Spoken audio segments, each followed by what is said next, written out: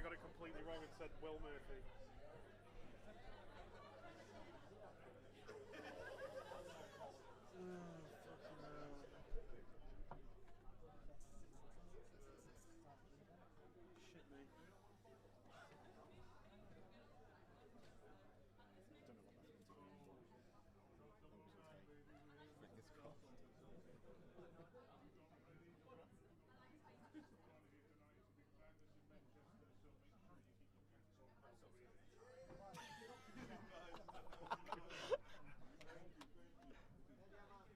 Do you have like a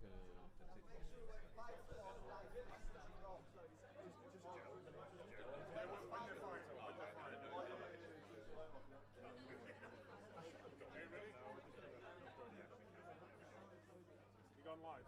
Oh yeah. You working? Yeah. How's the bit rate looking like? I cannot see you leaving the box. It should say on your bit rate down the bottom. 6155.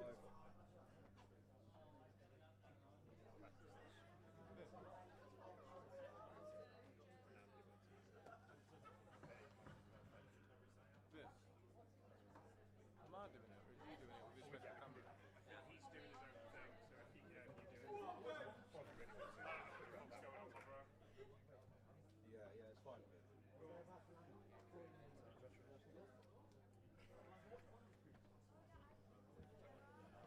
Get going whenever you want.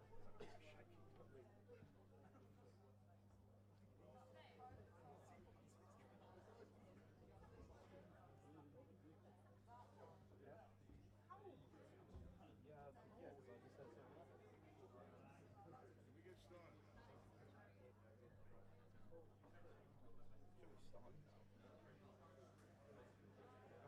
Right, Wayne, you ready yet? Yeah. What have you forgotten? What have you done?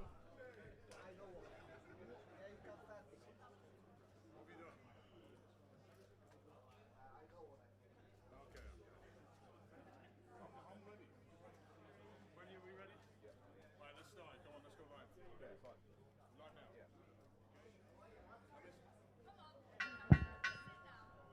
Ladies and gentlemen, everyone live here in Manchester, England, and everyone live watching on Outcast Boxing YouTube channel, welcome to Outcast 009!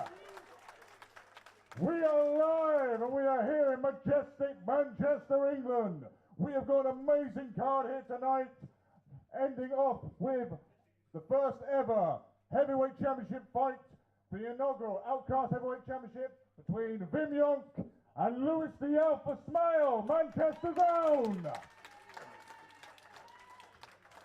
We have some incredible sponsors on Outcast Boxing as usual. Juggernaut Promotions, supporting grassroots boxing in collaboration with Outcast. Starborn Boxing, our partnered promotion in America. Sucky Babes and Fighting with Jay, the Dutch Combat Takeover. Now, I've already talked too much. I want to see some action. So Manchester, are we ready?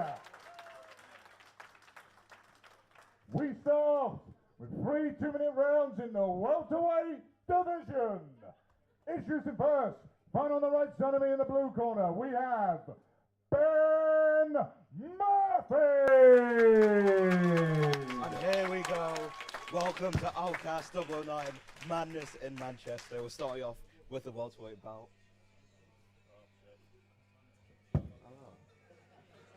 We're just having technical difficulty here. But I'm joined by a great commentary team. I'm joined by TikToker here and actor Joe. Yes.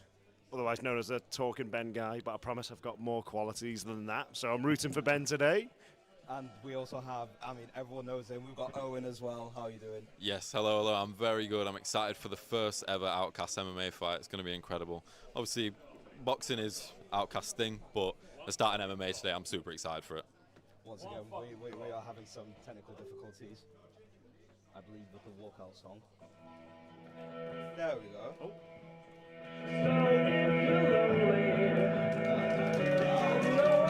Here we go. Here comes the Scout Storm, Ben Murphy.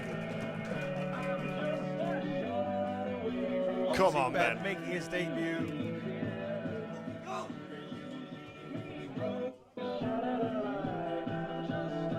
My money's on Ben today, guys. My money's on Ben.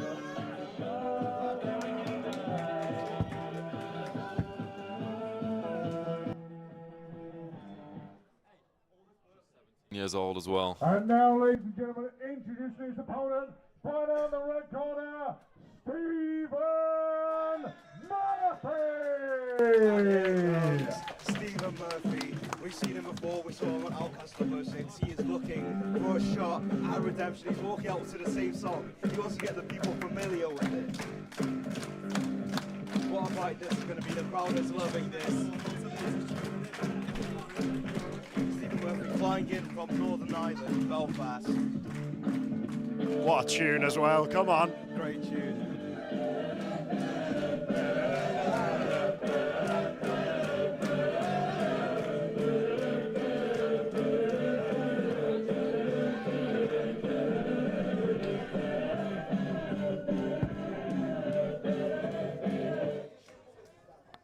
Ladies and gentlemen, 3 2-minute rounds in the welterweight division. Introducing first, right on the right side of me in the blue corner. He's wearing the red and white shorts with the black gloves. He weighed in at 64 kilograms even. Tonight he makes his boxing debut, and he fights out of Liverpool, England. Make some noise for Ben, the Spellstorm Murphy! And his opponent, right on the left side of me in the red corner. He's wearing the black and white shorts with the black and white gloves. He also weighed at 64 kilograms even. He has a boxing record, 1 fight, 1 defeat. Tonight he wants out a taste of redemption. Fight out of Belfast, Northern Ireland. Make some noise for Stephen Murphy! Fighters, me in the middle with A-star referee, Conrad. Right, guys, you know the rules. Please defend us all the time, protect us all the time. Listen my commands, touch gloves, come back to the court. Oh, what a fight this is going to be. To kick off Madness in Manchester, here back in our home at Reddish Workings. Seconds out, round 1. And here we go. Start off well, boys. Oh, good combination lands.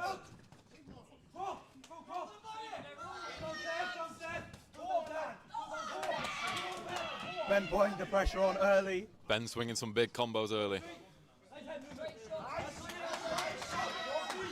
Come on, Ben. Obviously, the talking Ben impersonator. There's going to be room for Ben. Yes. Good left hook. We had that orthodox versus southpaw here. Going to be expecting a lot of crossing with the lead foot.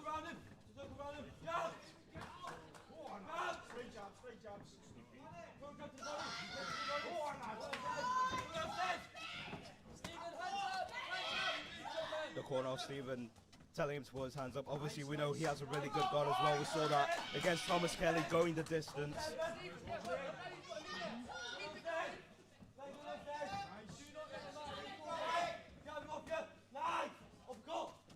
Good body work there from Ben. Stephen's starting to get in there now.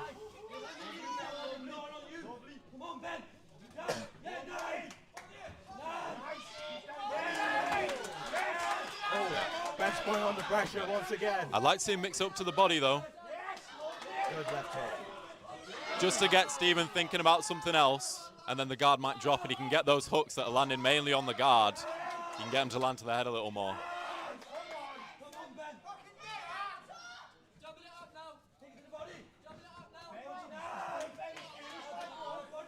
There's a 2 to the body from Stephen Murphy. 10 seconds left in this round.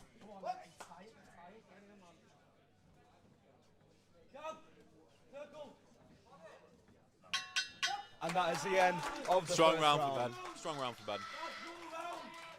Now, who would you give that round to? Well, it's got to be Ben for me personally, but I think I might have said that anyway, being the Ben guy. However, Very true. strong start from Ben, slowed down in the middle, but then finished strong again. And I'm proud of Stephen as well. He stuck in there, and we'll see what happens now. But I think Ben's going to come out swinging once more in the second round. Yeah, I'd like to see a few more body shots from both of them, to be honest, because that just opens up the head way more. It gets them thinking about something else. You know, if you Ben's thrown a lot of good hooks, just to open up the head more, he might need to switch up to the body. But yeah, Ben was a lot more active there in what he was throwing. Ben Murphy with a height advantage, 2 inches taller than Stephen Murphy, but Stephen Murphy Corners, obviously has 10 experience. seconds. Yeah, with a lot of debut guys, we see some early nerves, but he doesn't look that way at all. He got straight at it, so Seconds see how the second out. round goes. Round 2. And here we go for the second round of the Murphy Derby, as I like to call it. Ben Murphy coming out really strong. Ben starting really strong. But Stephen's getting at him, though.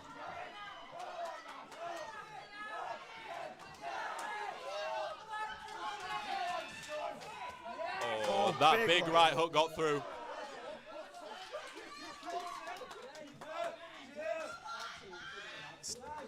Stephen can't shell up here. He's got to fight back as he was just there. Clinch situation now.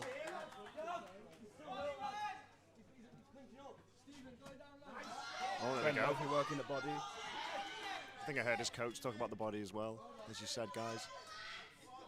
But he's still going, Stephen, though.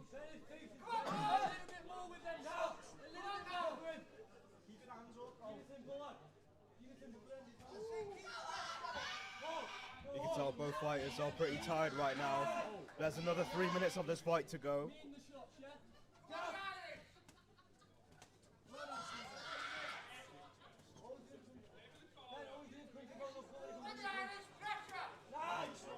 Oh, good punch. You can tell Stephen's definitely improved from his last fight. He's throwing a lot more than before. But the pressure of Ben Murphy, even though he's slowed down right now, he's still bringing the hands.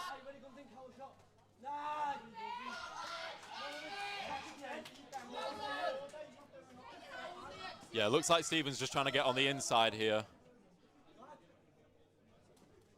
Oh, good left hook from Ben Murphy. Ben looks the rangier guy but he's not really using it. He's allowing Stephen to get on the inside, but he still is landing the bigger shots for sure. 10 seconds left of this round.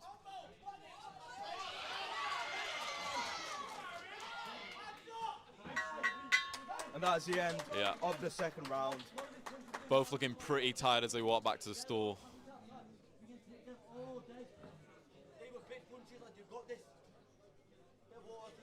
Bigger shots definitely landed by Ben, I'd say. But he's done well, Ben. I think it's time to pick his moment now. He's come out strong both rounds, but now it's time to take advantage and finish it off. But fair play to Stephen, he's still going. And they're both tired, but he's not giving up.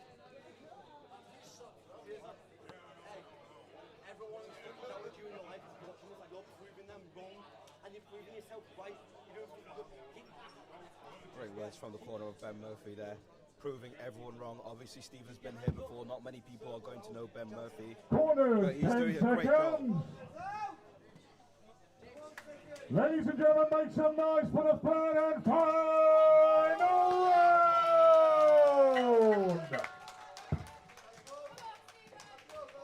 Here we go for the third and final round of the Opening to Madness in Manchester.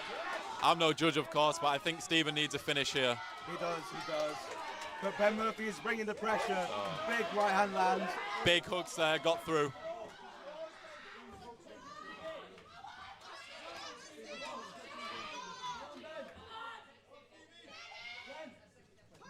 Ben Murphy using the jab well.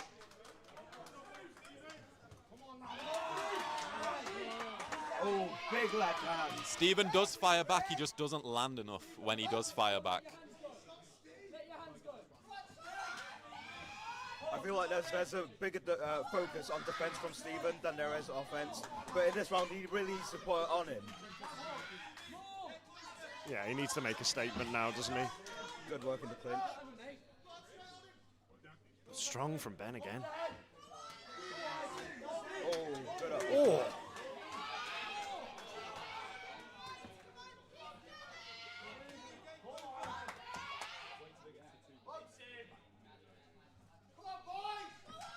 45 seconds left in the third and final round.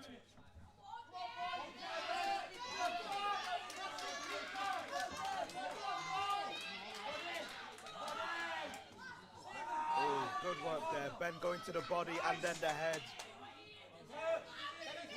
Chopping down the tree in the final round.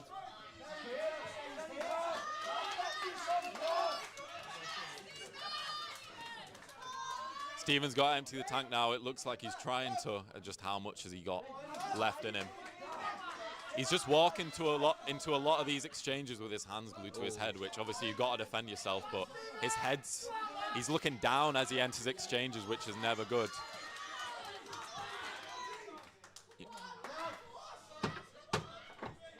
10 seconds left in the final round.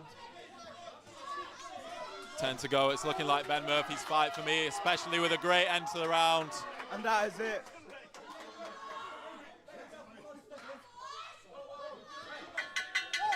And that is the end of the first fight. Don't know what happened there with the belt. Oh, Maybe a little late. a few extra shots, get your money's worth in. Now, There were some big shots at the end as well. if you were judging this fight, how would you give it? I've got to give it to Ben. I have to give it to Ben because every round he's come out and he's laid it on thick every single time, straight out of the block. First round, second round, and third round. In the middle of the rounds, they've both been a bit tired, but again, strong finish once more in the third round. He's signed, sealed, delivered. He's nailed it there. Yeah, I struggled to see a round for Steven, to be honest. I think Ben landed the bigger shots. He was landing those hooks. A lot of them were hitting the guard, but also there were a few that I saw that did land clean. Steven was trying to close in. He just wasn't really effective with it. So, yeah, I'm going Ben for that fight. I'm sure the judges will agree. Ladies and gentlemen, our first fight of the night, Battle of the Murphys, but these Murphys are mighty. They deserve a round of applause, everybody! After all 3 rounds have gone the distance, we go to the referee for the decision. Your winner, in the blue corner, Ben Murphy! Commiserations to Steven, a valiant warrior. He came back, he gave it a go, and he's been a hell of a fighter here tonight. Boys, when you're ready, both of you come and join me for a post-fight interview. Ben, brother, first ever time on Outcasts, first ever win on Outcasts. The Cowboy saddled up, he walked into town. You didn't shoot your opponent now because he's got one hell of a chin. How much do you rate the toughness of this man right across from you? Full amazing, he's got a strong chin. I hit him with a few good shots, but then again, a few good shots, honestly, crazy. How would you sum up this experience? Because this is the first time you've ever boxed. So how does it feel to be here on Outcast to start a show like 009? Fucking crazy. That's me, I wouldn't say I'd be here doing this, but no, so happy to be doing this now. Well, you've done it. Can we expect you back? Because I think I can speak for everyone. We would love to have you back if you're going to perform like that every single time. Definitely. That's all I wanted to hear. One more time for your winner, Ben Murphy! Steven, come and join in, brother. Massive, massive respect and heart you've shown here tonight. You've had 2 engaging fights so far on Outcast, yet you don't take a back step. You keep going forward, you keep the guard up, you just don't quit. How much respect do you have for Ben for stepping in there tonight? A lot. I didn't expect that at all, but that was actually very good. A lot of respect. A lot of respect for both of you. And this is what we like to see. Round of applause for a little bit of respect here. That's what boxing's all about. Sportsmanship to the very end. I love to see that. Thank you, Ben. And thank you, Steven. Will we see you back soon? Because we need to see you again. 100%. Again, beautiful answer. One more time for Steven and Ben Murphy. Well, the Battle of the Murphys starts madness in Manchester. Both of them gave it their all. Both of them poured their heart out in this ring. I hope to see the rest of our fighters tonight do the exact same thing. Manchester, do we want some more boxing? I think that means yes. Stick around. I mean, what a fight that was to open up the card. Both fighters doing great. An amazing debut from Ben as well. Yeah, absolutely. Big respect to Steven, because a lot of people when they take a big shot, when they take a few big shots, they just shell up. They find themselves in the corner and they look for a way to quit. He did not look for a way to quit in that fight. He kept going. As much as he was getting landed on quite hard, some of the shots, he was still coming forward. He just couldn't land on the inside like he wanted. He kept getting into those clinch situations, but it just wasn't enough to win. Yeah, I mean, you can't knock him for how he just kept carrying on. Like we were saying, he just never stopped moving forward. He wasn't moving back whatsoever. He didn't even take a breath. So you have to commend the lad for going and going and going. And fair play to Ben for his first ever fight as well. I mean, fair enough. Obviously, my money was on Ben from the get-go, so it's 1-0 for the Bens. Let's go for me. But, straight out there, they both should be really proud of themselves. Now, if you were in the team of Ben Murphy, who would you want to see him fight next? I'm not sure. He's 1-0 now. He's a young lad. He's 17. I'm trying to look for people his weight on this card. There's another. Fury later on the card. Yes, yeah. So if Thomas Fury looks okay in that fight, I know he's fighting Jay, who's a lot bigger than him, but if he puts on a convincing performance, then absolutely we could see that get made, and I'm sure that'd be a good fight. Yeah, I think it would be interesting to see how he deals with someone, also maybe slightly more experienced. I know Stephen's already had a fight, but obviously baptism of fire for Ben, straight in there. But where does he go from there? The experience of, like you said, mixing up the shots. At what point do we see more of that? But you only get that in a later test down the line. So yeah. Yeah.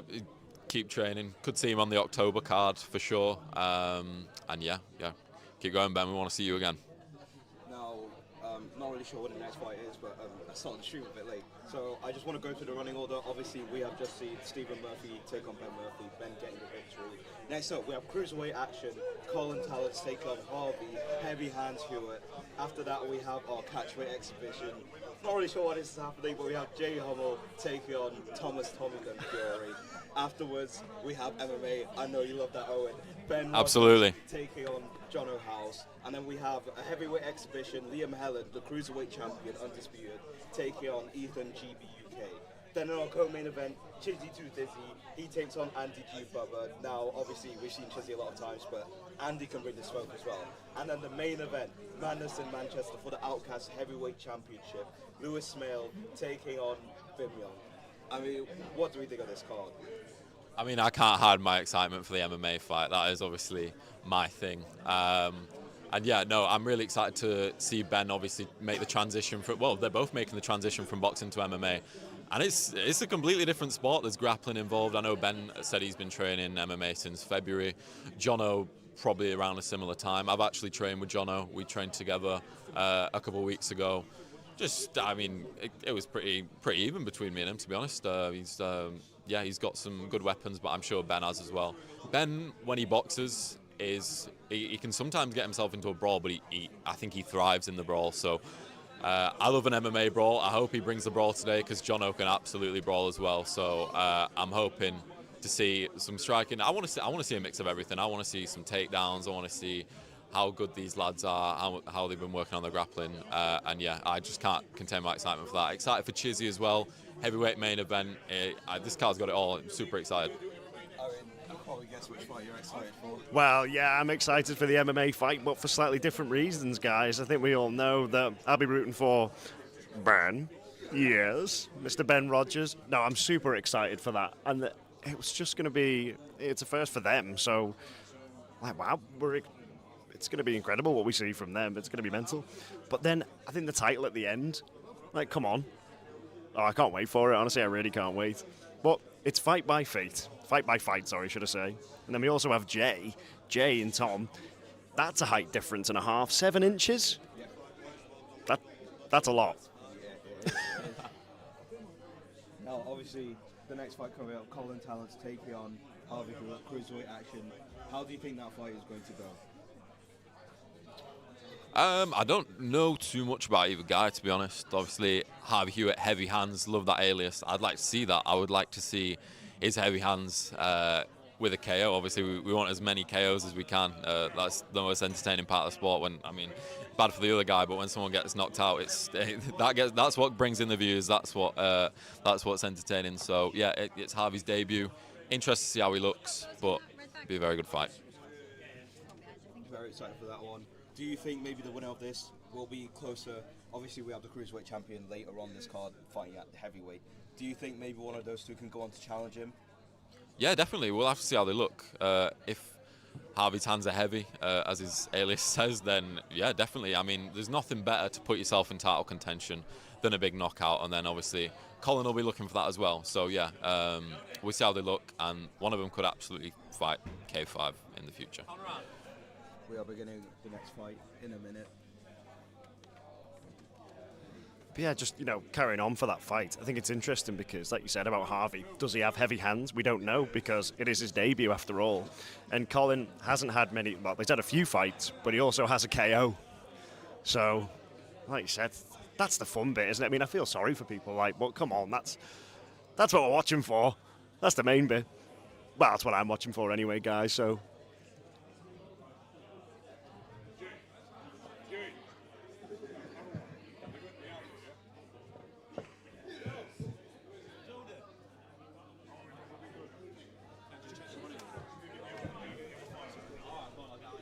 He has just arrived for his main event now.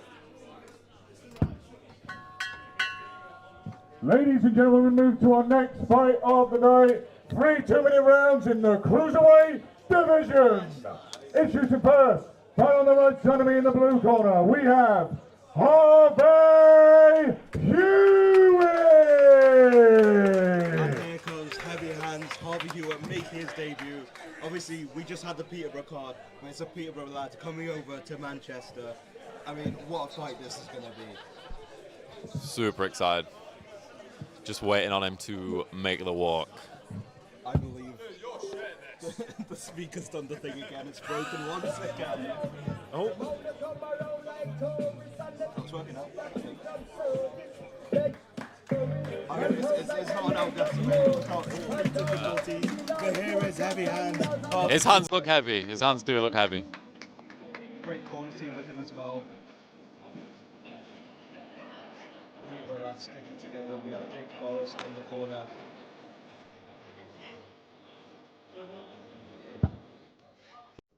And now, ladies and gentlemen, introducing his opponent, right out of the red corner, Colin Talent! And here comes Colin Talent. Oh, what a walk. I love this, yes. Absolutely amazing, that. Very excited to see him making the Outcast debut. Obviously, he had 3 fights before this. Little beeper tune.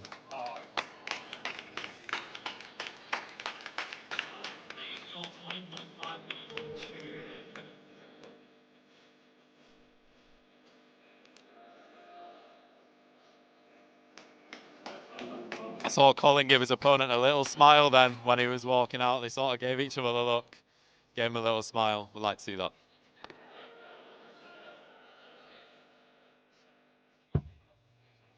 Ladies and gentlemen, 3 2-minute rounds in the cruiserweight division. Introducing first, right on the right side of me in the blue corner. He's wearing the silver and black shorts with the red gloves. He weighed in at 90 kilograms even. Tonight he makes his boxing debut and he fights out of Peterborough, England. Make some noise for Harvey Heavy Hands Hewitt.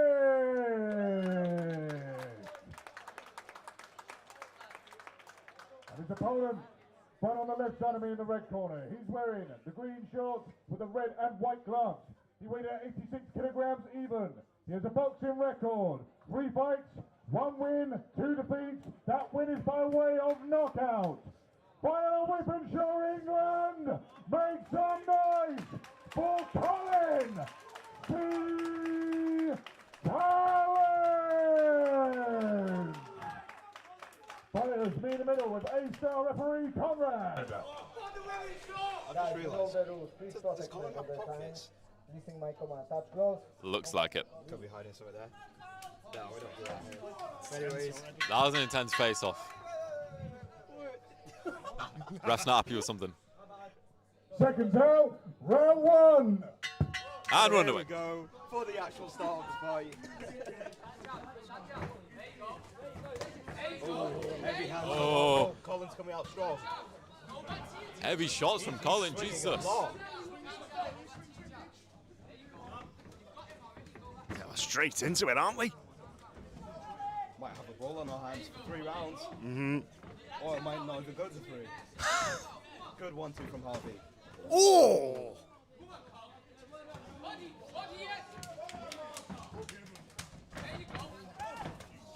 Colin landing a lot of big shots there.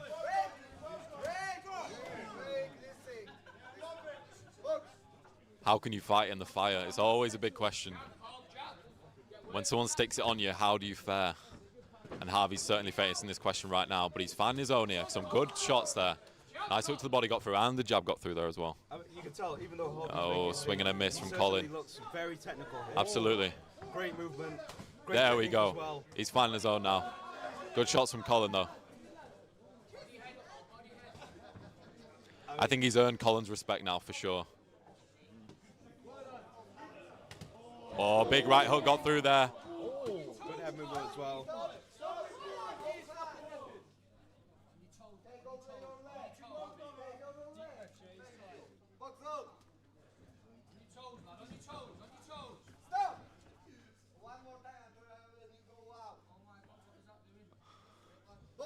Oh, Nice shots happening there. bit of handbags. Handbags on the side. Top strong again. Oh. Now this is tense. 10 seconds left of this first round, where there have been a lot There's the of heavy hands. There's not... Towards the end of that round, Colin did not look to have the pop in his shots that he had at the start. He came out, he brawled, but Harvey found his shots in the end, and he's certainly landing. I mean, I feel like it's really easy to say here. Harvey has heavy hands. I mean, there's no doubt about that one. No, absolutely. And you should have seen, I don't know if anyone saw the look that Harvey gave to Colin at the end there after the bell went. He means business today. He really does. And it can be overwhelming when someone starts like Colin did. You know, you feel a few things, you think, oh, I don't really like that. But then he started to box. He started to really box. He made it a boxing match. And yeah, he started to thrive towards the end of that first round there.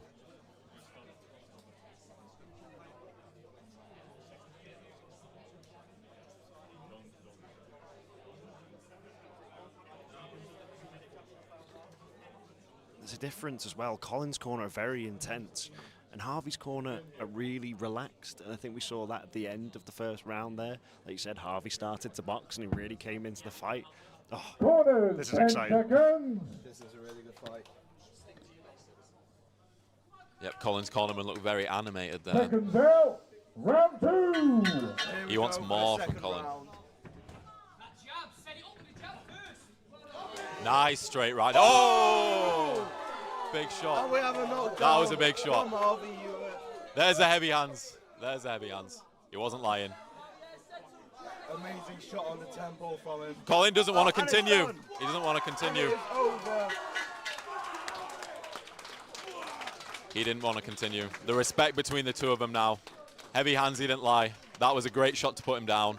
And yeah, Colin decided he'd had enough. What a great debut from Harvey. Heavy hands there. Well, you're right. Some debut. It doesn't even feel like a debut. Like, how long has he been training Really for? technical.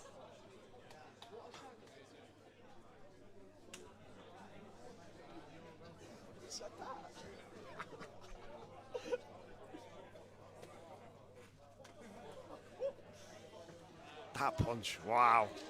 You see what I mean? Like, I mean, don't get me wrong, I'm no psychic, but they were very chill. Like, oh, come on, back in the ring, boss. Let's do an interview. Come on, let's get the content in. Get it for the stream. It's too much. No better feeling than that debut win, I'm sure.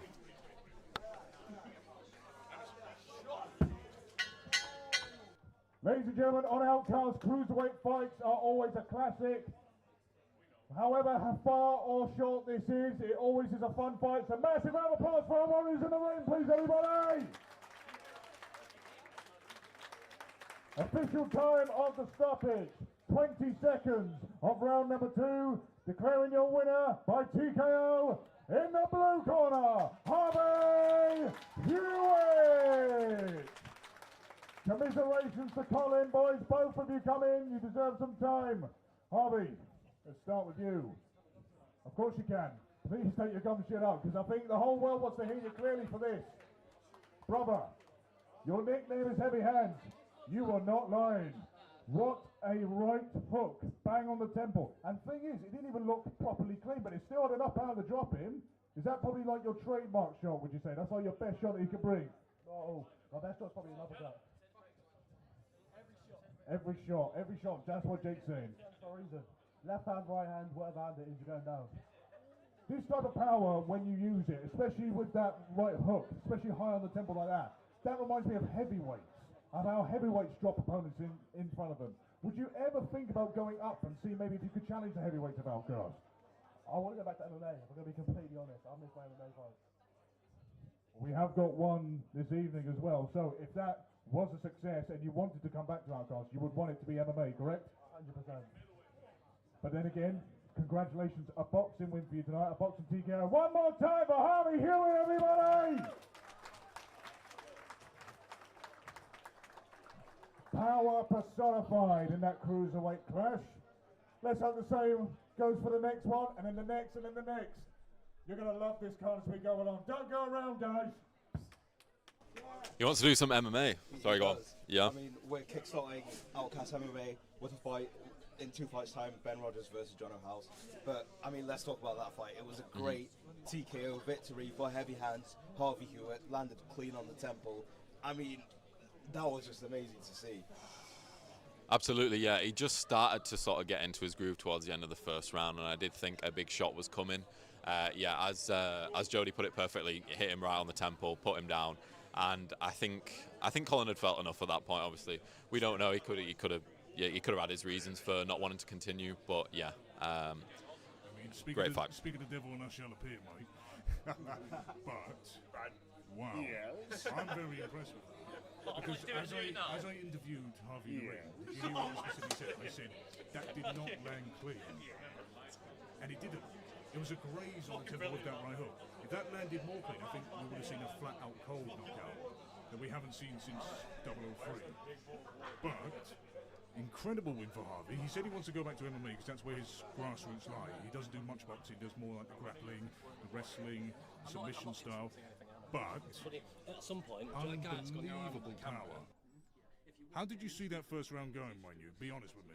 I mean, Colin came out swinging, but you saw the fundamentals with Harvey Hewitt. But I think Colin was just landing really big shots, so yeah. I probably would have edged it to him. I agree. I would have given the first round to Colin, but then power can change a fight like that. You never know where it could come from. Power's the best equalizer in boxing, and I've said this from day dot. Impressive win from Harvey Hewitt, and guess what? It's another Peterborough fighter as well. It is. Our last show, by the way, please go and watch it, guys. It was the most successful show, and you will love every second of it. Our 008 show in Peterborough, we had some of the best fights in Outcast history, I would say. Some amazing crowd noise, but the Peterborough fighters really turn up. Home or away, they always put on a show. They always give everything it takes to come away with a win. It's just ridiculous and impressive as well. And if this is how our card is starting, whilst we have 5 more fights, I can't wait to see what happens next, honestly. I mean, speaking of what comes next, we have Jay Hummel take on Thomas Fury. I mean, it's an exhibition. Talk me through this one. Yeah, I mean, obviously you hope it's more than just a tickling match, but with the height and weight difference, I don't know what to expect. But Thomas, he fought Ben, and Ben's a little heavier, of course. He's fought a bigger guy before, so yeah, I'm interested to see how this fight's going to look. Just look in general, because you don't know with exhibitions, you don't know whether they're just going to, as I say, get in and tickle each other, or they're actually going to go for it. So, but Thomas, I know. I think he's recently changed his name to Fury. I think he went by Thomas Kelly before, but let's see if he's got the Fury in him to fight up. He's definitely fighting up against a 6'7" guy. So. How tall? Sorry, we'll get that out of the way now. No more 6'7" jokes for the rest of the night. I promise, guys. But we had to say it once, just for those watching at home who were thinking about it, including myself. Oh yeah. It's such a significant height difference that I would be terrified because I'm 6 foot, and the idea of someone being 6'7" punching me, wow. I mean, it's crazy. Word on the street is that Jay is going to try and knock out Thomas. I mean, well, they were getting very lippy during their face-to-face. Oh God, well, come on then, Jay. Let's see it. But Thomas, it's like David versus Goliath. If Thomas pulls this off, then we do really see the Fury, like you said. Then what a night! No, I hate punching up, as in height-wise. I'm 6'2", so usually people are either the same height as me or shorter. But the people that I've sparred that are above that sort of 6'5" range, and I'm punching up, I don't like it. I just don't like it. So we'll see how Tom, being 6 foot, fares in this fight. And if Jay does try and knock him out, you know, there's a size difference. So we'll see what happens. As you can probably tell, we have a very tall commentary desk. I'm standing at 5'7". But anyways, we are going to go to an intermission just before this next fight. Should be very short. So we will see you very soon. Do you have an ad? Right, I need money. What time is it? I've got no idea. Jalen, when's the next fight starting? In my corner. 5 minutes. I'll space with the warming up now. Can't believe I broke my chain, bro. I don't know. I think I was pulling my shirt so I could cough into it. And I snapped the chain. Yeah. Oh, I can cough it. You're doing good as well. You're doing really good.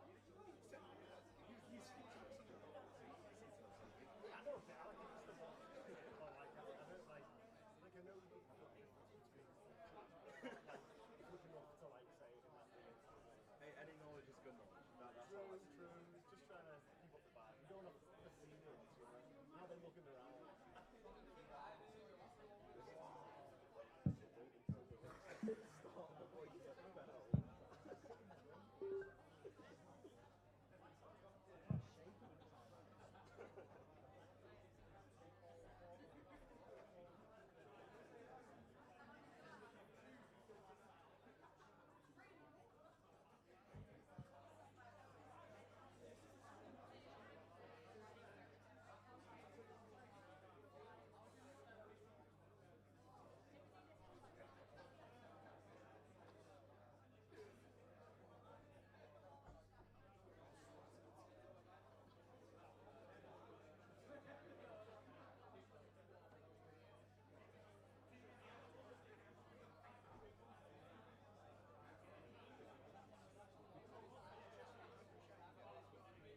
So it's just here.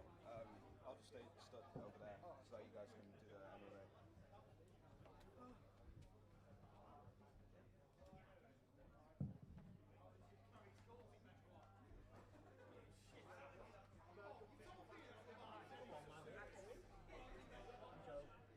We still have another fight. No.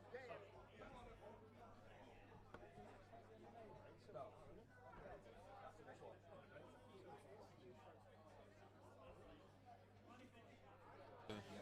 Yeah, I'm just doing an interview for you. You're not next, but you'll be after this one. Yeah. So just get warming up after this. I've already warmed up. Oh, you already are. So I'm actually here with Jono, the Madman House. Jono, how are we feeling? Your fight with Ben's coming up very soon. I'm feeling good, to be fair, mate. I'm feeling calm. I'm feeling ready. So obviously you're making the transition, boxing to MMA. There's a lot more involved. There's kicks, there's grappling, there's ground and pound. If this fight does go to the ground, how do you feel in your grappling? Oh, I feel confident to take it. I mean, Benny's a big guy, so he's going to be like hard on the ground, but I think I can handle it. I think my clinch will be good. If he's in the clinch, I feel like I can do good in the clinch. But yeah, I think it should be a good matchup, and yeah, we'll see what happens. Definitely. Obviously, how do you feel about the rule set? The ref said head kicks are allowed, which we weren't actually expecting, but he's okay with head kicks. Can you see many head kicks being thrown? How do you feel about that? In all honesty, I can't. I mean, you never know. I don't know how good his kickboxing is. I've heard he's a decent grappler, but I've not known too much. I know I can handle myself on the ground. I don't know if he's a better grappler than me or I'm a better grappler than him. I guess we'll find out, but I feel like if the striking, can get the better of him there. I feel like as long as I keep my distance on the striking, I'm down. But it's not boxing. If that was boxing, I could say the game plan nice and simple. It's MMA. So I have a game plan in my head. I know what I'm doing in this game plan, but we'll see what can be done the night. Absolutely. As you said, we definitely will find out, and it's not long to go at all. So, Jono, best of luck to you. May the best man win. And, yeah. We have that MMA fight coming up just after this exhibition. What a great fight that's going to be. Oh, I'm excited, and now I feel bad. He looks calm, composed. He looks ready, and I think that's what he needs. It's going into the unknown, going from boxing to MMA for the both of them. But whatever's going to be thrown at him, but he just seems so relaxed, and I think that will really help him in the fight.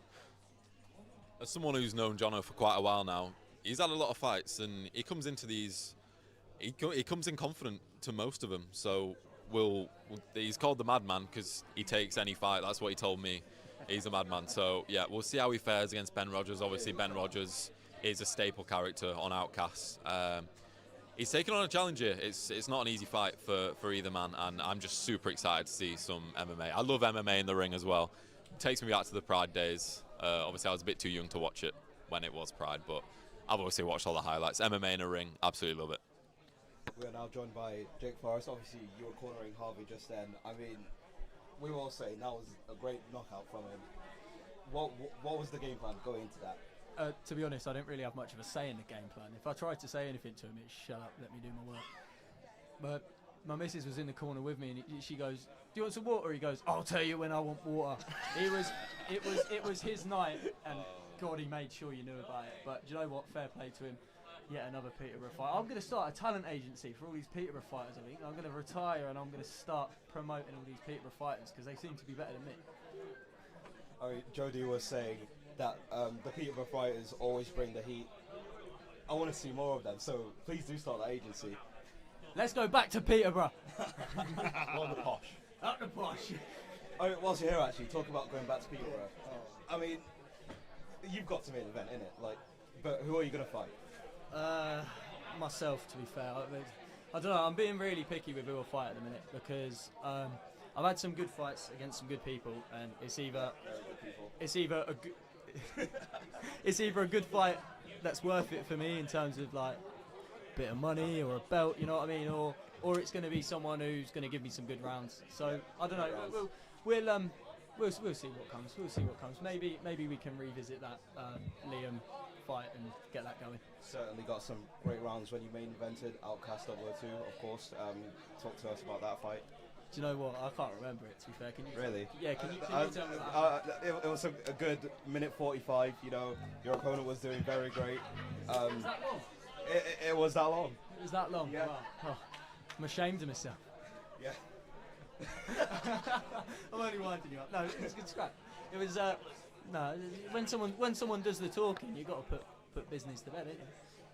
Certainly did not do that myself. But anyways, we are beginning with the next fight. Ladies and gentlemen, we move to our next fight of the evening. 3 2-minute rounds at a catch weight exhibition.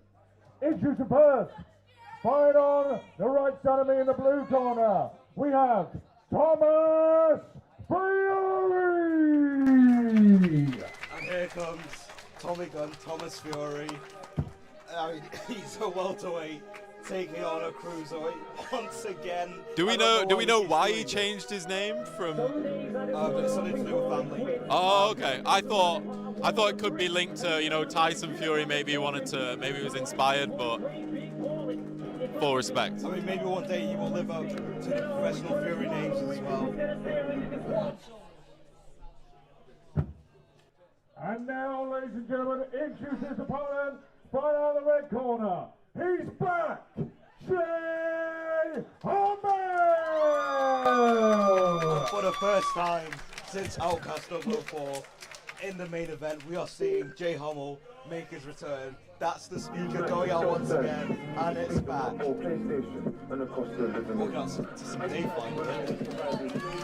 Here it comes, and it's gone again. All the way from the Netherlands for his walkout music to turn off. We're running the entrance back. Run it back, guys, run it back. Come on. I mean, the last time we saw Jay was here in this venue in the main event for the Cruiserweight Championship. Obviously, he did not come out victorious, but it's good to see him back. He's coming off an injury as well. Multiple, I think, actually. This is going to be good to see him get that ring rust off. And he's got loads of fans in here. He's got the best reaction so far. Wow. It's when you make those frequent appearances on these cards, you get the fans, even if you're flying in. Yeah, he's a favourite already, and that's got to be motivating, surely. But to be fair, the blue corner's won every fight so far, so I don't know. Maybe Thomas has got this in the bag. I believe the music is working again. It's not an Outcast event without something going wrong.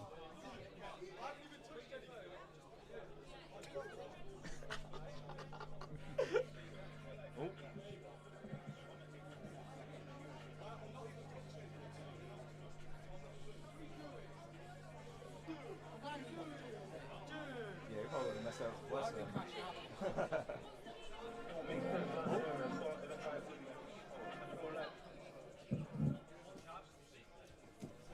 We apologise for the delay.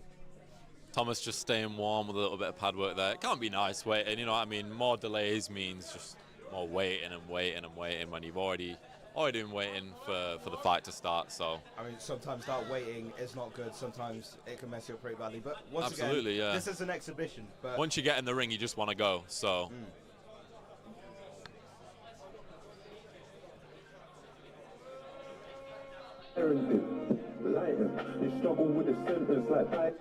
We have Hammers on commentary now. There's only one fight with Jay. This is all just mind games, lads. All just mind games. For an exhibition. Ban. Yes.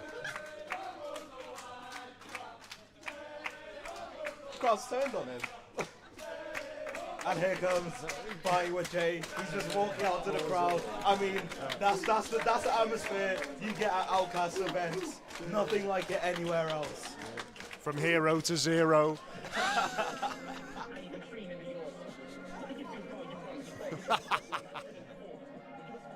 That is the first time I've ever seen a live performance of a walkout song.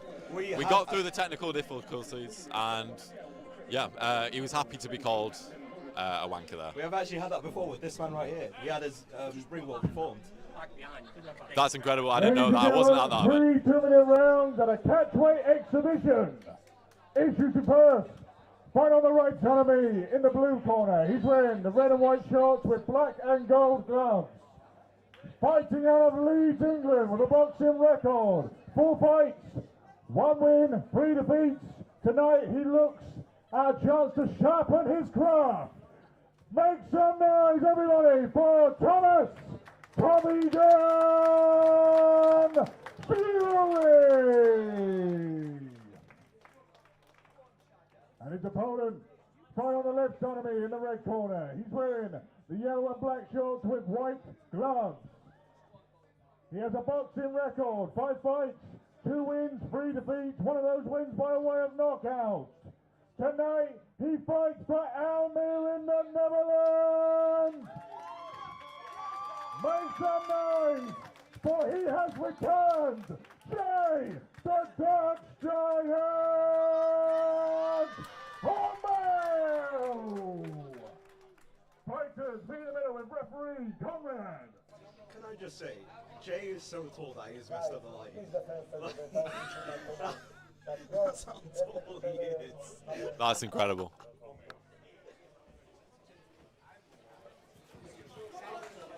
Yeah, he needs to watch out for the disco ball, I think, if he ends in the other Seconds corner. out, round one. And here we go for the first round.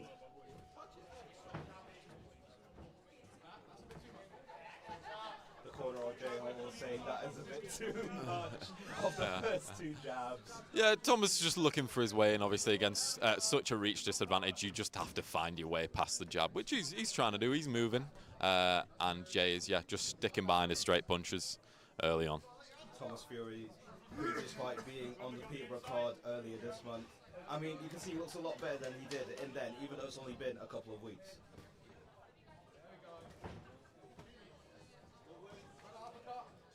Jay is genuinely glowing in that ring. He's too tall for this. His head's going to go through the roof in a minute.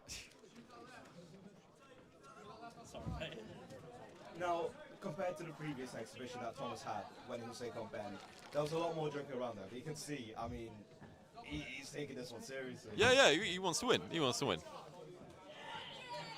Can he win? Or no winner. Sorry.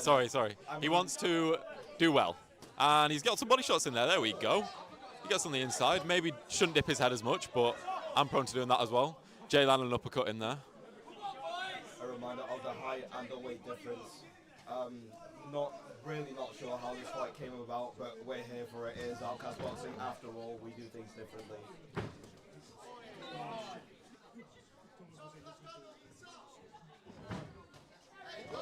Big swing from Fury. Jay testing out the southpaw stance. I believe he has been fighting orthodox for most of his fights, unless I'm mistaken. 15 seconds left to end this round.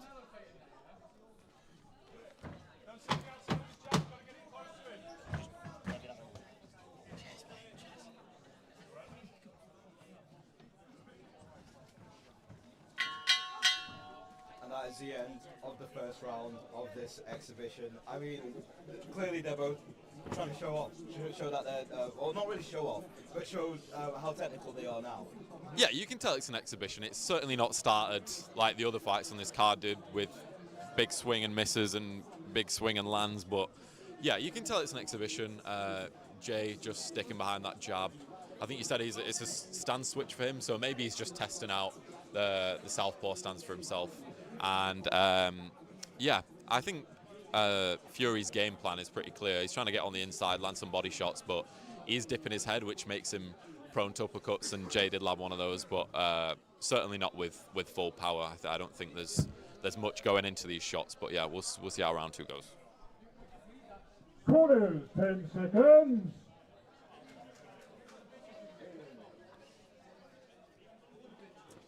Seconds out.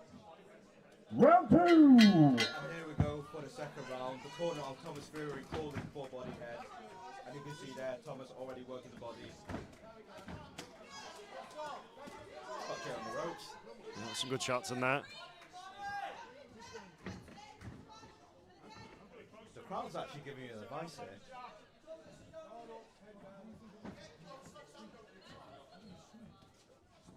Good head movement from Thomas, really good head movement, slipping that shot. Oh, great punch from Tommy there. Oh, Jay's ready now.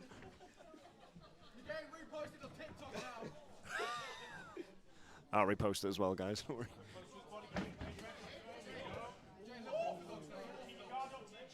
Thomas Fury seems to have a thing for rocking cruiserweights and heavyweights.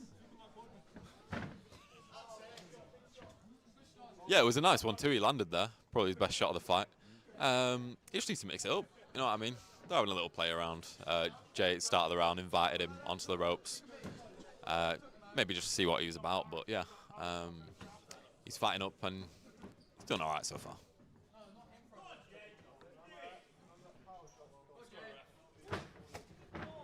Big one hand there. 35 seconds of this round left. Pretty low output from Jay this round, but yeah. If this was an actual fight, would you say he's losing this round? Maybe, honestly. The biggest shot, he did land a nice left hook there though. Probably the biggest shot of the round was that 1-2 that Thomas managed to land. Another nice uppercut from Jay there. So He landed a lovely straight right there. So you could theoretically say Thomas Fury has just beaten Jay Hummel 10-9 rounds. Well, that 1-2 was the biggest shot of the round until Jay landed that one, which seemed to knock him off balance a little bit. It was very well timed, that shot, but yeah, no, he's certainly doing pretty well. Yeah, and Jay's just taking his time with it, isn't it? I think he's trying a new stance, but finally lands one there when the moment's right. And I know Tommy's corner were telling him to try not to gas himself out too quickly as well, so that's a lot of effort to put in when there's such a height difference. I'm clipping you, mate. I'm sorry. I'm clipping you. Sorry, he doesn't know I am. Send it to me. It's fine. Jay Hummel with the threats in his corner towards me. Even though I've not done anything wrong, I just run the accounts. Well, it did happen. It's not edited. We did witness that one too. Corners, 10 seconds. Ladies and gentlemen, make some noise for the third and final round. And here we go for the third and final round. Hopefully, Thomas Fury can get some more clips, please. Big hug there to start the round. They've got a lot of respect for each other. I'm sure Jay respects Thomas quite a lot. Jay actually telling me at the start of the round he is proud of him, how far Thomas Fury has come, starting off in street fights on the tennis court in street boxing matches, now to make it here on Outcast Boxing. Love that. Some really big fights he's had, and now he has improved a lot. Whoa! Superman punch. The Thomas Fury special.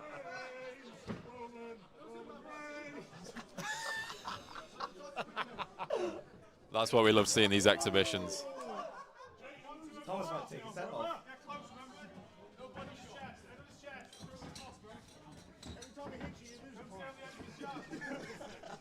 Whoa! Tommy's showing off now. He's got a lot in his bag.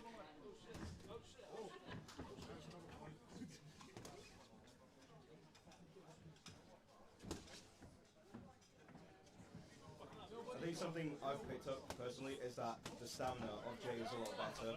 Obviously, he's used to fighting longer rounds in harder fights, but you can see just from this as well, his stamina is a lot better. It'll be certainly good to see him get back into a longer fight once again.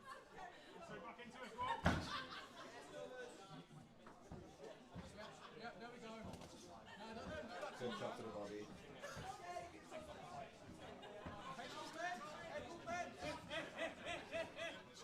Just a bit of showboating there for the fighters. I mean, we love to see it. There we go. Get in there. 10 seconds left.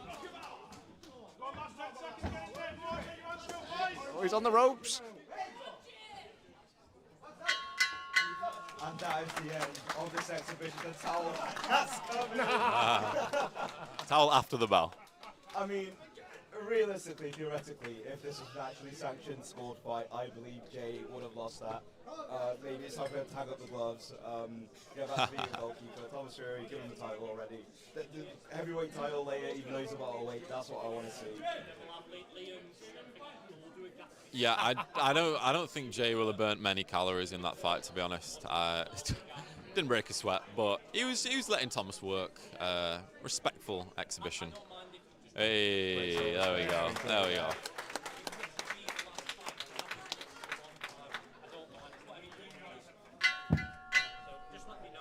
Ladies and gentlemen, exhibitions are not everyone's cup of tea, but when fighters come in the ring, they try and show what they've been working on, they try and show what they do here in boxing. We have to give them a round of applause for even turning up here tonight. A massive round of applause, please, Manchester. As it's an exhibition, no winner is declared, but both, again, massive round of applause to Jay Hummel and Thomas Fury. Boys, when you're ready, come and join me for a post-fight interview.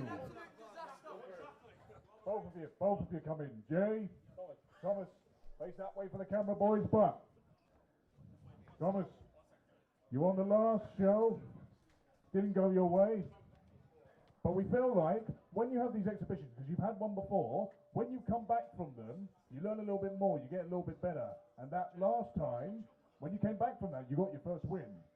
So do you think another winning streak might come after this one, after you've gone against Jay here? Of course I do. I mean, some little melt's been calling me out, saying Omega's been ducking for ages, but it won't sit in October right here. October 24th, sorry. So let's bring it on, you muppet. One more time for Thomas Fury, everybody! Jay. My brother indeed. It's been a while since we've seen you in an Outcast ring. Last time you were here, you were competing for the Cruiserweight title. This is just to get some cobwebs out of the window. But, what's your intention? Is this just a one-off? Do you dust cobwebs off, or are you back for real this time? I want to fight in October. I know the team has been working behind the scenes to get someone over from America. I would love to do it in October. I've just been too inconsistent with everything. I was meant to fight Will twice, broke my thumb. So I just thought me and Thomas are very good mates. I've got a lot of love for him, and I just wanted to help him out. Just step in the ring with him, see what he does, so I can give him a few hints and tips here and there, and hopefully he'll get back stronger, and we'll see what happens next. True friendship right there. Can you disclose this name from America that you want to fight in October?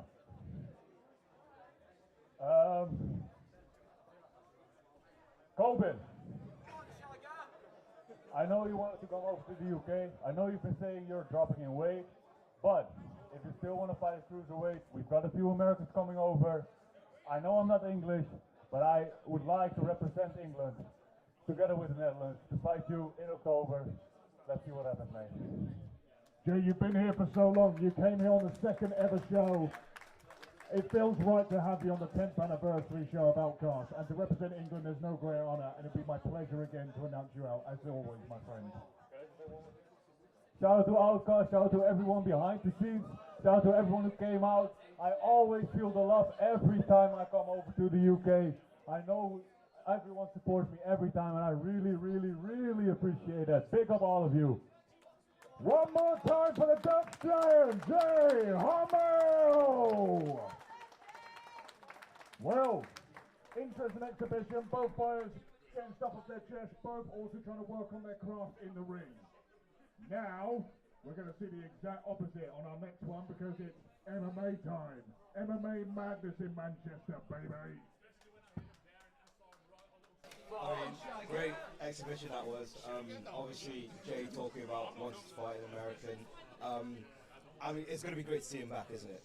Yeah, absolutely, yeah. Obviously, we didn't really get to see much from him there, but I want to see him in a proper fight now. The guy that you called out from America, hopefully he can make it over. Jay said, despite being Dutch, wants to represent England, which is great. Absolutely, yeah. He fought on Outcasts number 2, was it? Yeah. Want to see him on number 10, absolutely. Yeah, cheers, mate. Love that. A strong call out from Thomas there as well, was it? Yeah. Coming off a victory against Match Edge, I believe. Okay, that could be a good fight. Did he accuse him of ducking him? Was that I heard? No, he's not coming off a victory. He's coming off a defeat against Caleb or CJ. Oh. Obviously looking to get redemption. We'd love to see that on this card. Yeah, for sure. The card coming up, by the way, in October 24th, Outcast 10, No More Talk. We finally get to see Jalen taking on Typhoon, the champion over from America, on that card as well. Cruiserweight champion Ian Helen returning to take on Botfly. And I mean, we've got some more great fights to be announced for that card. But next up, we have the MMA. Now, I don't really know much about MMA, which is why I'm going to leave for this fight. But, talk me through that before. Bro, I'm staying for this. Hang on, let me pass to the expert. Yeah, no, it's going to be great. It's going to be great. Outcasts MMA debut. Ben's been training MMA for a while, so it's not like we're getting two guys who've never been done an MMA spar, never thrown a kick, or never grappled in their life. These guys have been training MMA, so we're going to see some decent MMA here. Absolutely, yeah. Super excited. I hope to see grappling. I hope to see kicks. Head kicks are allowed, so throw some head kicks, boys, and we'll see what happens. I'm buzzing for this. It's going to be great. I genuinely don't know what to say. Like, I mean, throw a punch, throw a kick, do some grappling as well.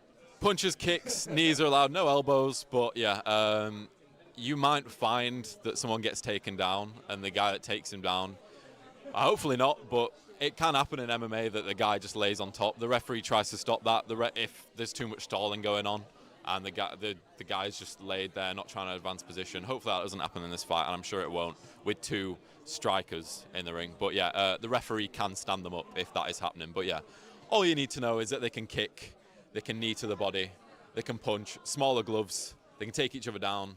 I was listening to the ref going through the rule set, and they can slam. So if Ben wants to pick up Jono or Jono wants to pick up Ben and slam him, it can't be on his head, but slams are allowed. So I'm sure that'll get the crowd going. And yeah, it's going to be quite the fight. Now, not too long until that fight, we will go to a very short intermission just before the big debut of Outcasts MMA.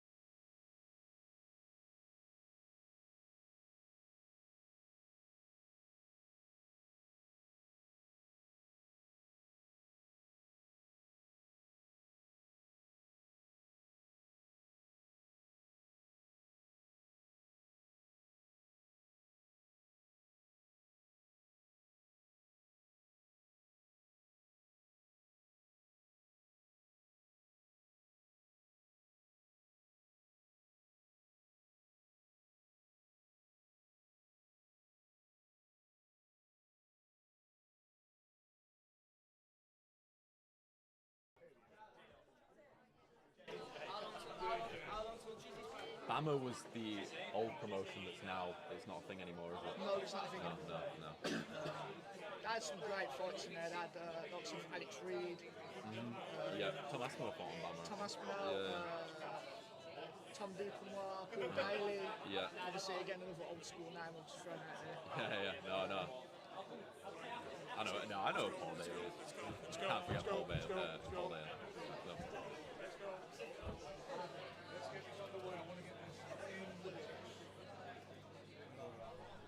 Jay! Where's Hammers? Jay! Have you tested the speaker? Find Hammers, because he's just left. Hammers! You need hammers? Yes!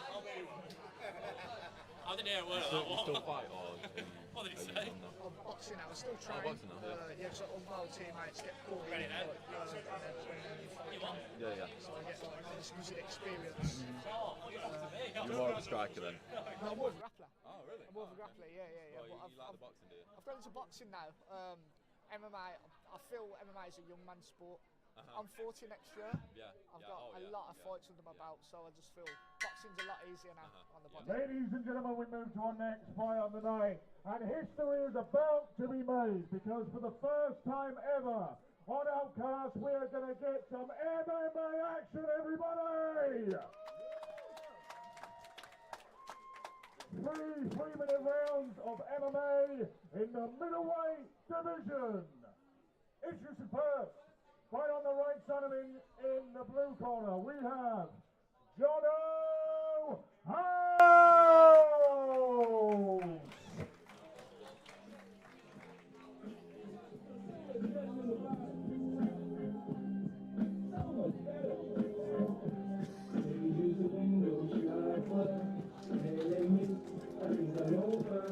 Jono's on his way out. He looks excited, representing Barnsley. You've made the walkover 30 times. How's Jono looking? What vibes are you getting from Jono? He's looking confident. He's looking ready to go. It's a lot different, obviously, being in a ring. The boxing ring's usually in a cage. This takes me back to the days of pride. Love MMA in the ring. Love MMA in the ring. I know the cage probably is more practical for MMA, but seeing it in a ring, I really like it. I agree. I find you can wrestle a lot better, obviously, in the cage. You ain't got the danger of falling out of the ring. Absolutely, yeah. Yeah, someone could shoot a double leg and you go through the ropes. We don't want to see that, End but up on the judge's table.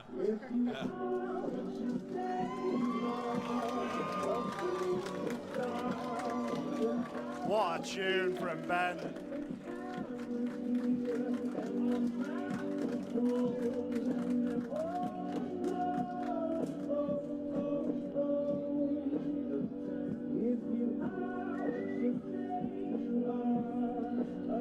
He's got my vote tonight, guys. Come on, man.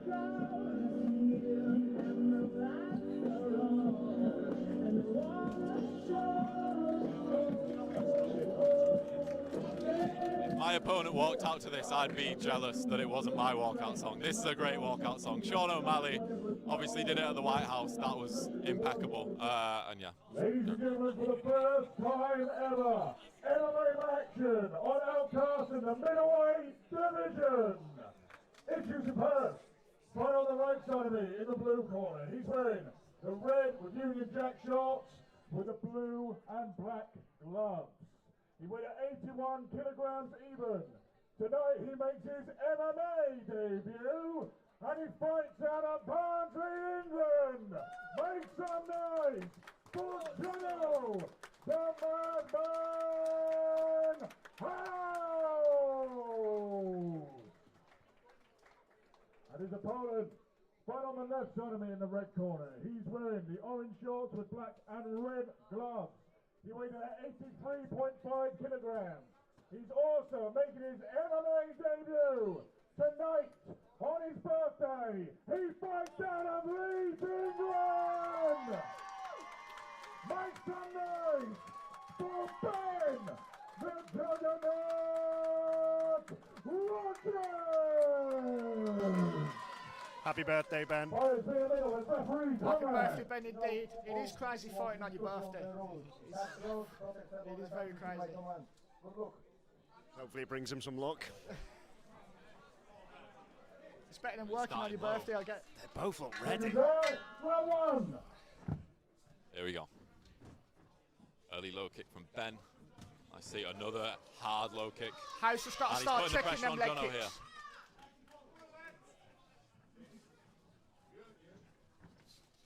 Ben just bouncing around. Little clinch situation here.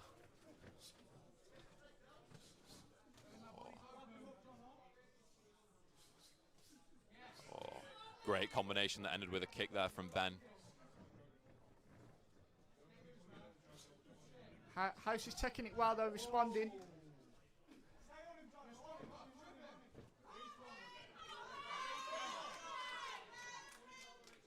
Remember, this is not boxing. If they clinch, they don't get separated, they keep going.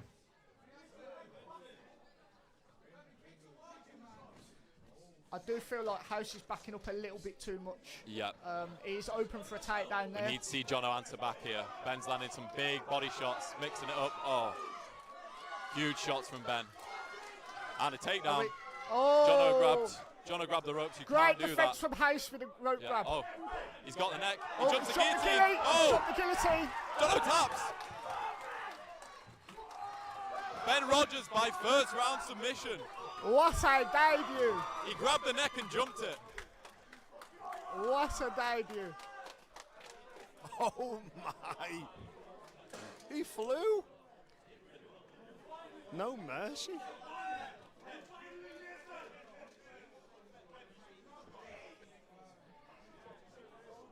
Yeah, I do feel like House's reluctance to go forward cost him that fight.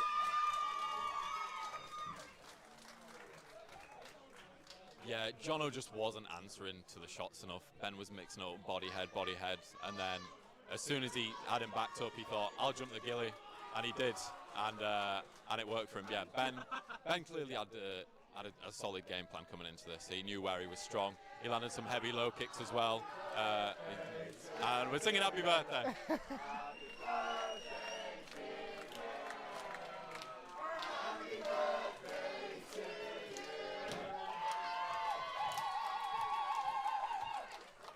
So going back to the fight, for me, I'd like to see a bit more action on the ground.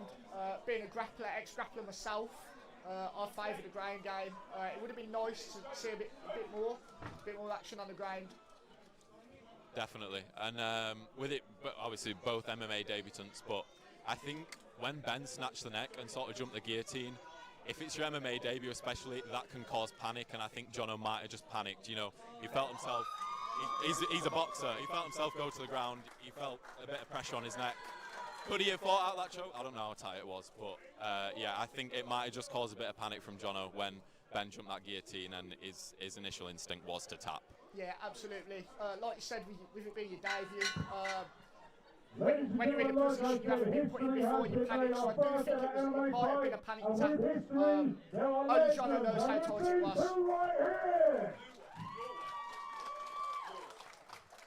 Official time on the stoppage. 1 minute 22 seconds of round number 1.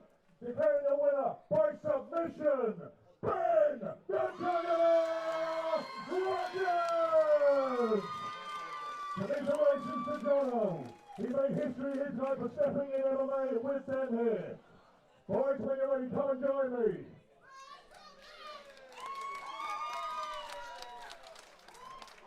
Jono, come to me first, brother. Regarding how far or how short that was, you've come in here, you have made history. You're in the first ever Outcasts MMA.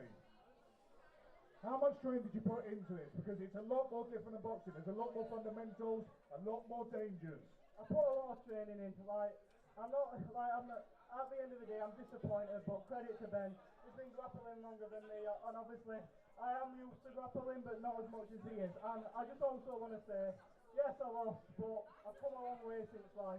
No one would have expected to ever see me in an MMA ring from school. I grew up getting bullied my entire life. So for that, I just want to say something to everyone watching.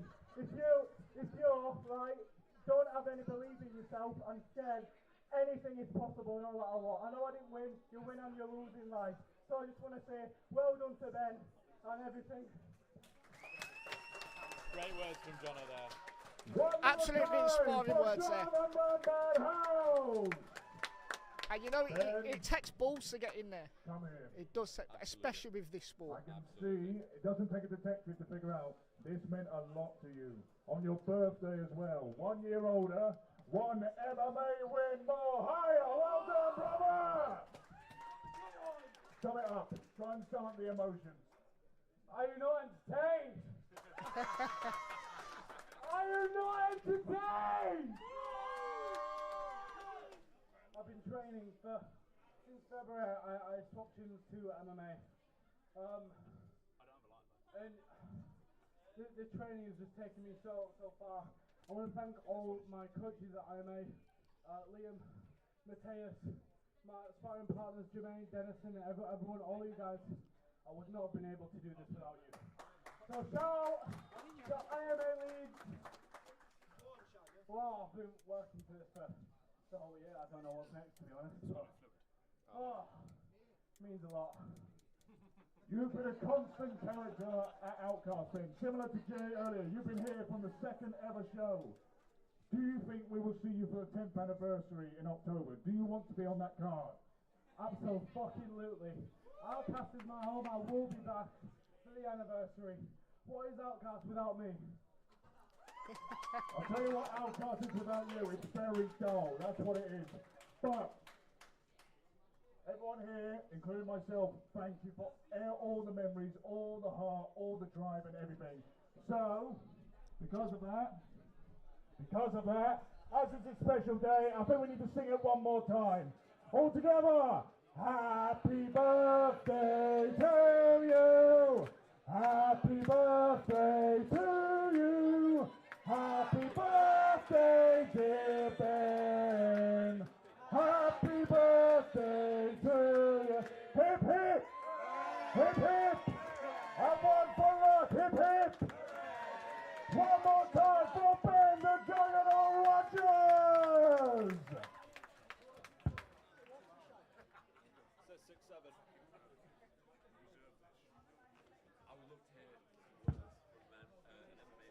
What a beautiful beautiful moment. Just performance, what did you think? A birthday I thought it was a bash great performance in an MMA clash. for a We debut. love to see it. Everything was Next calm, up, a composed. heavyweight exhibition He with knew one exactly of his our game plan going world into it. champions. He knew what he was in there to do. The co-main main event creeps ever Like I said, I would have closer. liked to have seen a bit more on the ground because it was clear from Ben's speech, his post-fight interview. It was clear that he'd worked a lot on his grappling. I would have liked to have seen a lot more grappling from Ben, but obviously the fight plays out how it plays out. Yeah, definitely. I mean, I said it just after he won, but Ben clearly had a game plan there. I'm not saying Jono didn't. I know for a fact, knowing Jono, that he did have a game plan.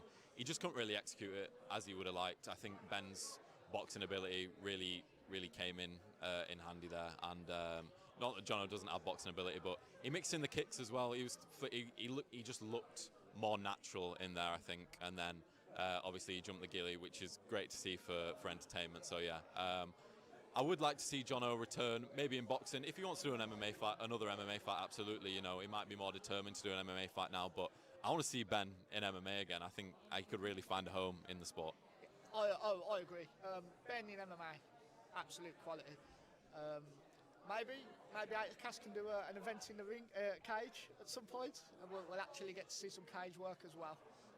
Again, going back to what you were saying about ability, it's a lot harder when you're throwing everything into it with kicks, wrestling, and like I said, you could see that Ben had put, I wouldn't say a lot more work, but he'd had more of an opportunity to work his ground game. As you said, I don't know what Jono had been training, if he'd been working a lot of ground or not, but again, I'd like to see Jono back as well. Absolutely for MMA. Thank you so much. Very insightful from obviously an MMA veteran. Over 30 fights this man has had, so couldn't find anyone better for the desk. I just talk about it on Twitter, so yeah, that's my thing. But yeah, that was the debut of Outcasts MMA. As Ben said, he put it perfectly. Are you not entertained? And I would be very surprised if anyone was not entertained by that great fight. And next, we have K5 Fried, Liam Helen against Ethan in a heavyweight exhibition. That'll be coming up very soon.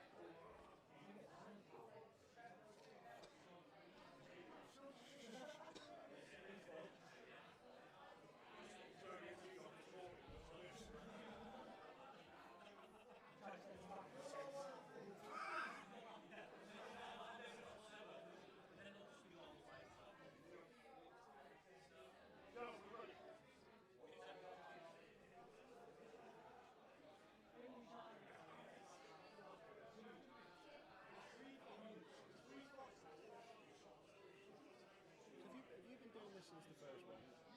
I also found out the first one. Fought on the second one. You fought on the second one? Yeah. I didn't know you fight out. Fucking hell, the hell. Went to the third one and then fourth one is when I started like doing stuff on the scenes. Yeah. Oh, mad. I'm the only person that's been to every single one. Not the CEO's been. Really? Yeah. Where's the CEO? No idea. It's always just He's not showing up again. Always just low. He's at the bar. Man, that's fast, man. Oh, I didn't know that. Come on.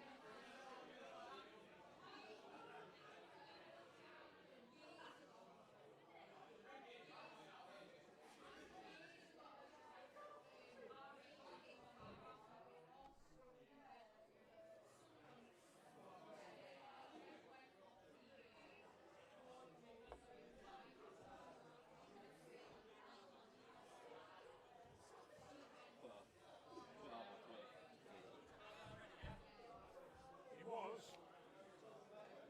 Oh my. What a finish. I can't stop watching it. That's quality. It's alright. That's so good. He just come out all guns blazing, didn't he? Yeah, Like, he did. He looked so natural in there as well. confident, like you said. I think before they started, you know, he was so low. Yeah, yeah. But like, I mean, it could backfire, but it didn't, did it? It's like so confident.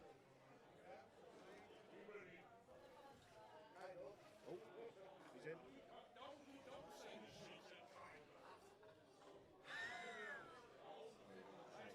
I love him. Can we get him on a fight? Yeah. Can he fight, Jay? Absolutely.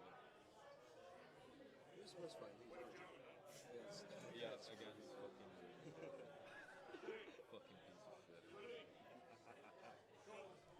Honestly, like.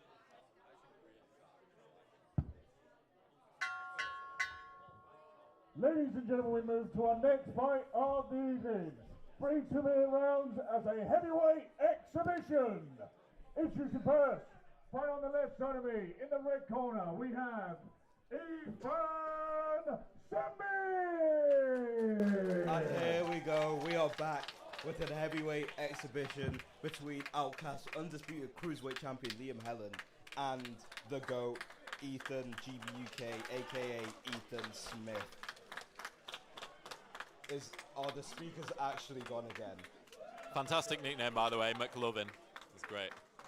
Let's just hope he can get his walkout music. I actually think the speakers are gone again. Yeah, we'll it's sing up happy again. birthday again, guys. Come on. It wouldn't be an Outcast event without these things. Oh my god.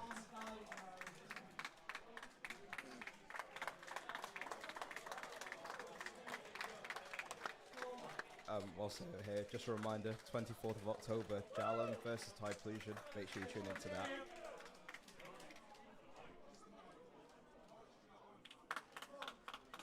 Yeah, it'll be October before the speaker comes on, won't it?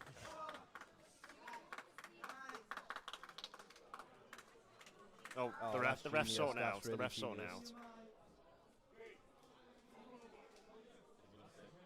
No, I was going to put it through Jody's mic. We'll get there eventually, guys. We'll get there eventually.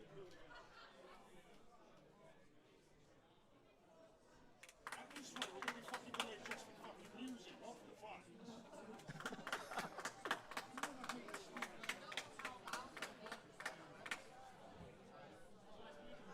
I could be really mean and fit an ad in here right now. That's how long it's going to take.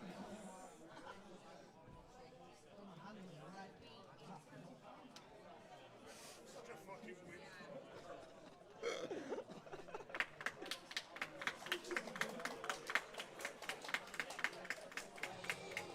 Oh, There's music. There's not very. it's not very loud, but it's Let's something. try one more time. Introducing first, right down the red corner, Ethan Samir! And here we go. We got some music now. Whoa, The music's that's on. by the way. Ethan's on his way. Ain't no And way. it stopped. Ain't no way.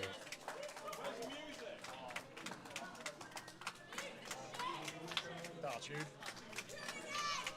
walking out to the Cody Rhodes. Going back to the start.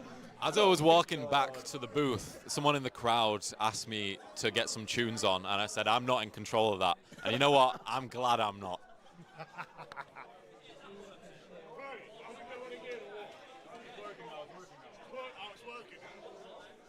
Can Ethan use this as motivation for his fight, this frustration that builds up? There we go. Here we go. Once again, walking out to the Cody Rhodes team. Absolutely great.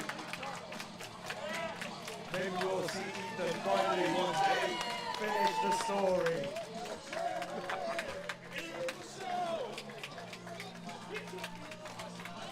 Let's see if the crowd's talking. I don't know if they're going to do the thing. I hope they do the thing.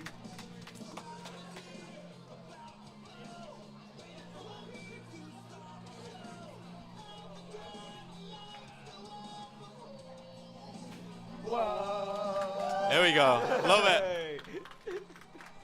At least we were, guys, you know. Yeah, we were ready for 3 it. or 4 people. 3 or 4 people. I'm excited to see what Ethan can do here. And now, ladies and gentlemen, introduce his opponent. Starting out of the blue corner, Liam K5 Allen. And here comes the tribal chief. Walking out to a room with Razor Seed, getting shades of WrestleMania, both belts on Both him. his belts. Outcasts There we go. Cruiserweight Championship, which he won against Jay Hall, and Outcasts World Cruiserweight Championship, which he won against Jorge the Farmer, both in main events. This is the Outcast Boxing Tribal Chief. 3 main events to his name. 3-1 on Outcast Boxing. There is nobody here who is like him. He is top of the billing on Outcast Boxing. You'd struggle to find anyone more experienced than K5. He's had a lot of fights. He's fought for a lot of championships. It shows with his 2 belts there. And yeah, here he is in an exhibition against Ethan. He stepped in. Ethan's original opponent, who was meant to do MMA, obviously pulled out. K5 came in to save the day. And there we go. Ladies and gentlemen, 3 2-minute rounds in a heavyweight exhibition. Introducing first, by on the left side of me in the red corner. He's wearing the black and red shorts with red gloves. He weighs in 100 kilograms even. Tonight, he steps back in the ring after a long time off, fighting out Devon England. Make some noise for Ethan McLovin Smith. McLovin is crazy. And his opponent, right on the right side of me in the blue corner. He's wearing the blue shorts with Union Jack, black and gold gloves. He weighed in at overweight, undisclosed. He has a boxing record, 7 fights, 3 wins, 4 defeats. He fights out of Bournemouth, England. And he is the reigning, defending, undisputed Outcast Cruiserweight Champion, Liam K5 Allen. Fires me in the middle with referee Conrad. The crowd is certainly ready for this one, even though... Oh, they're loving it. Jake's wearing Liam's shirt. Quality.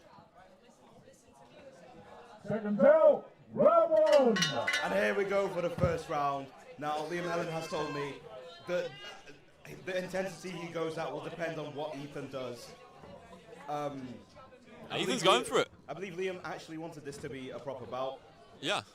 Which, I mean, they're both at heavyweight, so theoretically it could be. And clearly they're both, like, really going for it. Yeah, yeah. Ethan landed a few body shots early.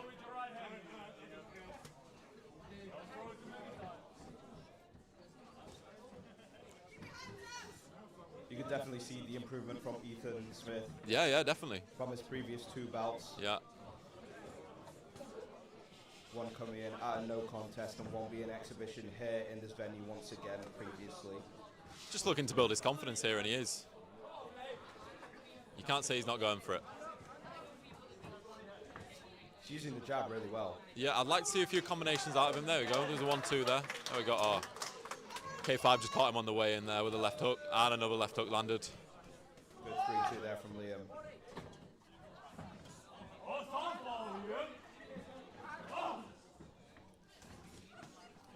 Helen trying out southpaw here.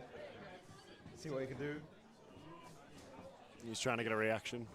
Come on, Ethan. Give us something.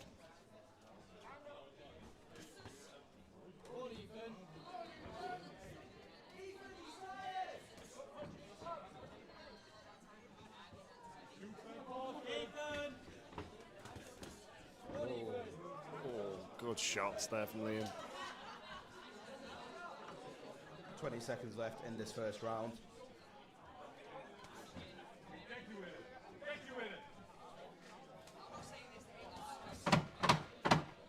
And you can tell K5 absolutely knows his range. He's been in there so many times. He knows where he can land punches. He knows where he's out of range. Anna lands a big left hook there. Ethan fielding shots a little. And that is it for the first round.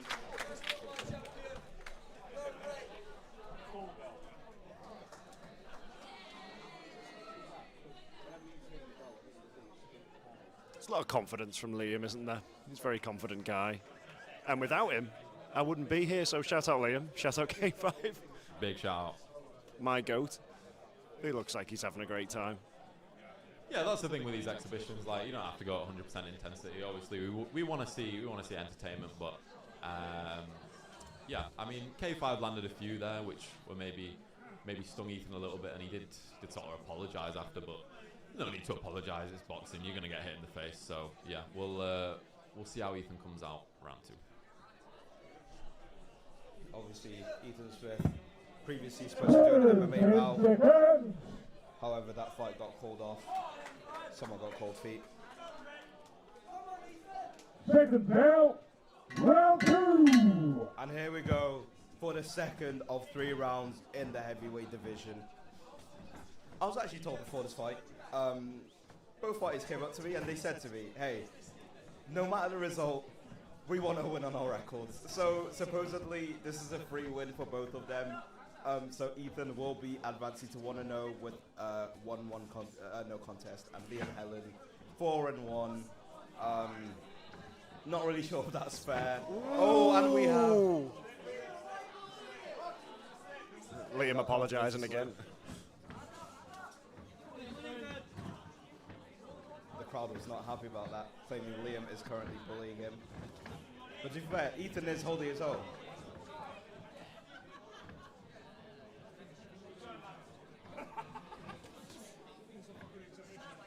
Ethan may be feeling a little bit of fatigue here. He's not responding to the shots as well as he was in round 1.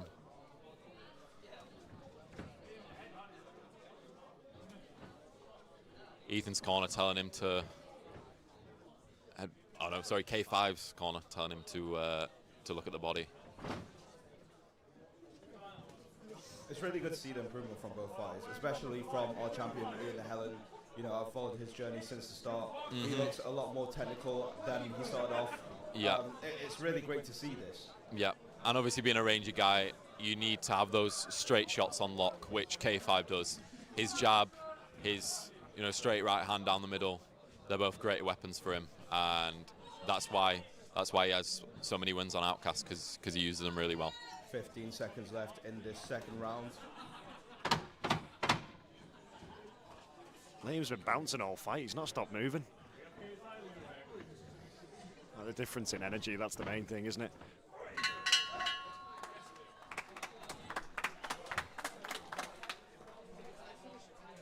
And that is the end of the second round.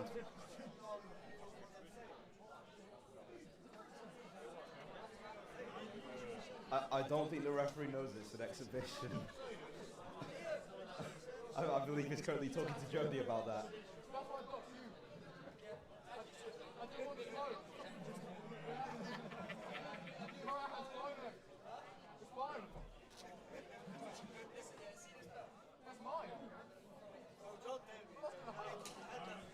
Currently back and forth between Liam Helen and Jake Forrest. Liam Helen ducked Jake Forrest, we all know that. Realistically, should be the champion right there, but Liam Helen is a little bit of a bitch, so... Quarters, 10 seconds. Ladies and gentlemen, make some noise for the third and final round. And here we go for the third and final round of this heavyweight exhibition. Both fighters have looked really solid in there. Ethan coming straight out here.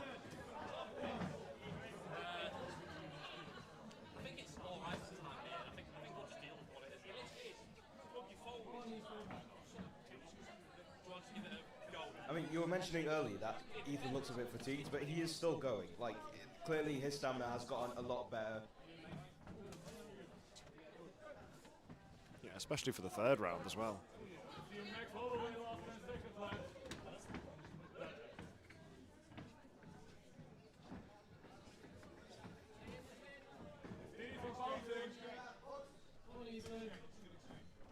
Great call from the corner there.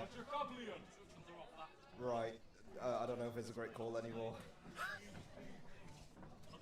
Yeah, I'd just like to see Ethan prove it to himself in the sort of the end of this third round. You're right, his stamina absolutely looks better from previous fights I've seen from him. Obviously he's in there against a much more experienced guy, so I'd just like to, he's not liking these shots now, but I'd just like to see him, you know, maybe when we get to the last 10 seconds, unload it, just show what he can do, because he's still going forward, he's not backing himself up into the corner, despite K5 landing some big shots. Good jab to the body there from Liam. 25 seconds left in this third and final round. Now, there's no official judging, so I'm just going to say this. Ethan's officially won this fight. I'm excited now.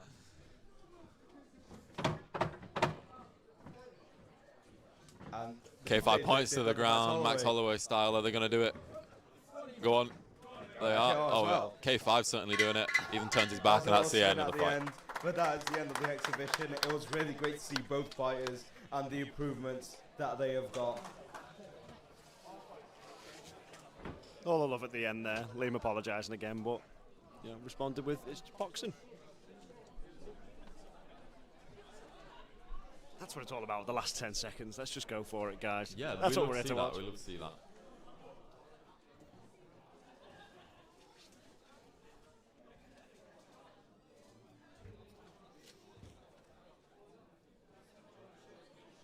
Ethan crouched down in his corner right now.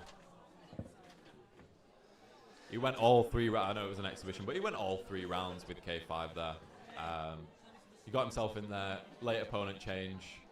He's just being consoled by Ben Rogers there. And yeah, he should be absolutely proud of himself for getting in there. Yeah. Really not ideal circumstances with his opponent pulling out.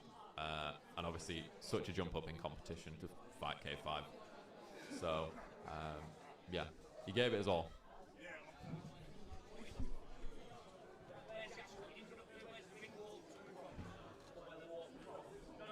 He should be really proud of himself.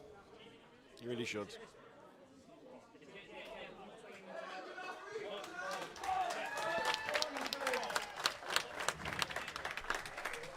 Great show of respect there from Liam Helen.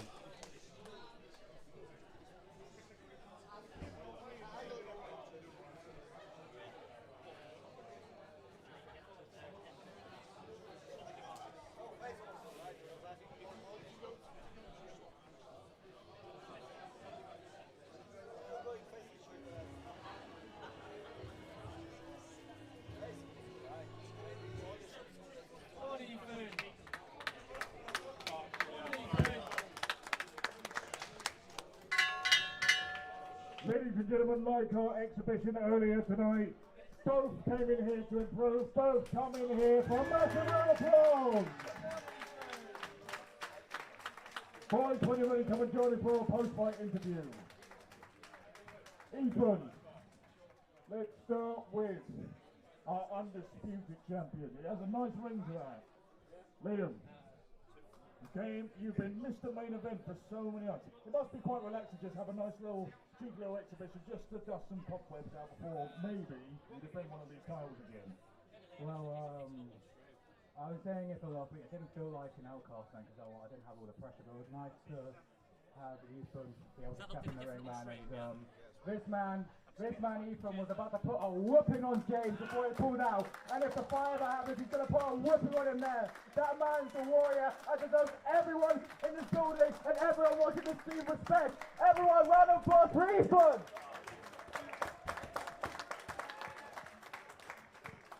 Ethan, you deserve some time in the spotlight because before your fight got pulled, you worked so hard. You were in the gym every day, you were training 2 or 3 times every day in your MMA gym.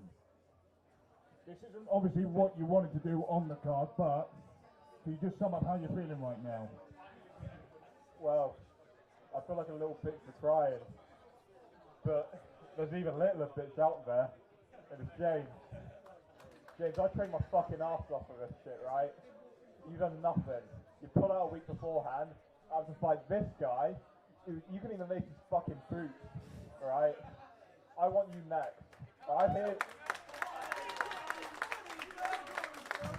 Before James, I had a little bit of respect for you. I actually empathise with you, right? I've been through shit too. I went through shit this whole entire time. I still made it. You didn't. I don't know when we'll do it. I'll take you on any day of the week. This isn't... Quite frankly, this isn't for fun anymore. I'm coming for you.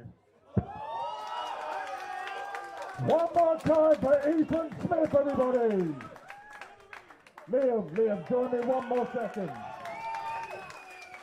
Now, Liam, we cannot take away from the precious moment that Ethan is having tonight because he trained so hard for this. But we do have to look to the future. And for our 10th anniversary show, you have one hell of a challenger coming your way. So would you like to break down what's happening on October 24th? Well, October 24th, we got Rock Fight to fight. He's going to be a hell of a challenge. He's going to be my most challenging fight, arguably. But hey, every time on Outcasts I've had to step up, I've stepped up successfully. So if I have to fight another American coming over, I'm going to make sure they go back empty-handed. One more time for your undisputed champion, Liam K5 Helen. Emotions run high, even in exhibitions. It's very clear to see that because despite not being a challenging contest, they still put everything in just to turn up here tonight and just to give you lot a show. So therefore, let's move on. It's co-main event time. It's one of Manchester's own, Chizzy Too Dizzy against Andy Bobber. Do not miss a second of it, Outcast fans. I think the main message there is James, get in the ring against Ethan. That is the main message. Doesn't matter when it is, hopefully soon, but you booked to fight him. You got to get in there, brother. Excuse was poor as well. But hopefully we get to see that fight soon. Obviously, I'm sure a lot of people are very disappointed that he did not turn up. We'll do this one straight away, and then we'll do a 20-minute gap, and then that'll be the last one. Sweet. Credit from the CEO there. We are going straight into this next fight between Chizzy Too Dizzy and Andy G. Bubba. Now, Andy's coming out 49 years old, however, he does have hands, and I think this is going to be a scrap. Yeah, and especially with Chizzy, I'm seeing how experienced he is as well. I'm excited. Quite a bit of an age gap, which is interesting for this fight. I think it's the biggest one that we've had so far, but I cannot wait. Experience is the key word for this one. And yeah, I'm really excited. Yeah, definitely. I mean, you don't see age differences like this very much. Age 21, Chizzy Too Dizzy, of course, against Andy G. Bubba, 49. But Chizzy has experience. It's not like we've got a crazy experienced veteran in there against a guy who's making his debut. Chizzy has 16 fights on his record, 10 wins, 6 losses, and 7 of those wins coming by knockout. And yeah, I like watching Chizzy fight. He always brings it. I remember a certain clip where his opponent told him to bring it on in the ring, and he did bring it on. He finished him about 15 seconds after. So yeah, don't taunt Chizzy Too Dizzy. Yeah. Absolutely not. Can you tell us what happens when you taunt Chizzy Too Dizzy? Mate, listen, I didn't do that. You not? Right, it was CGI, I promise. It didn't happen. Yeah. Obviously, Chizzy is a well-known face on Outcast Boxing. At one point, even considered the face of Outcast. Over 1 million followers combined across all socials. I want to hear from Charlie, if you have a moment. What did you do this fight coming up? Chizzy Too Dizzy and Andy G. Bubba. Is this going to be like absolutely annihilating people's ears on stream, or is this all right distance? You're fine. It's interesting, to be fair, because I know Andy is an absolute grafter, but Chizzy's got the experience as well.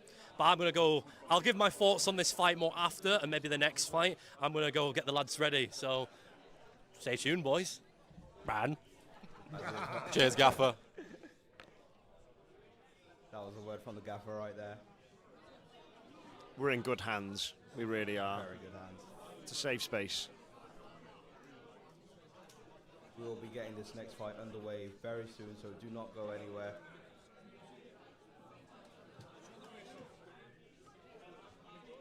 Now the big question for this one, the walkout songs, what are we going for? I'm sensing quite tense, upbeat vibes. That's what I'm going for. I mean, usually Chizzy goes for something like, he goes for what the fans love. I mean, we've had American Boy.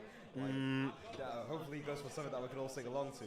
Yeah, getting the team on his side. That's what you want. That's what we're all here for. Entertainment, guys. Especially when it's the hometown of both fighters. It's really a battle to win over the crowd. Yeah.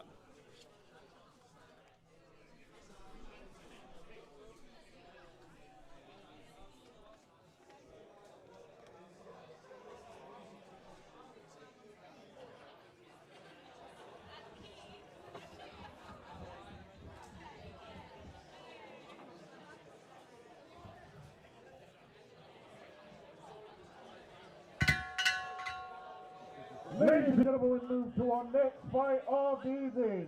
Our co-main event, 3 2-minute rounds in the welterweight division. Introducing first, fight on the right side of me. In the blue corner, we have Andy Papa!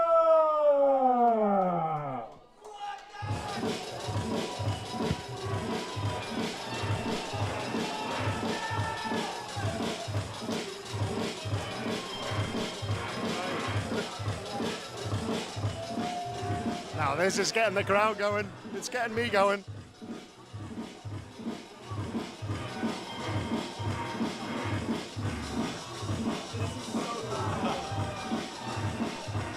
Well, we were having issues with the audio earlier.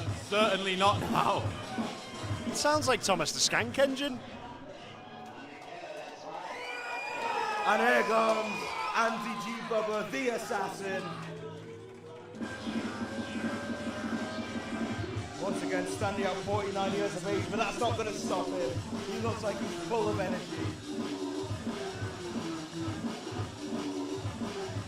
He's going to come straight out of the blocks today.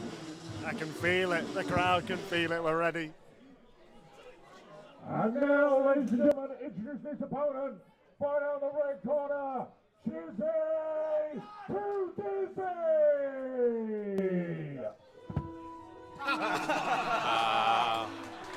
I said it, you always choose something that the crowd loves, and we've got 1,000 miles. White Chicks, what a film.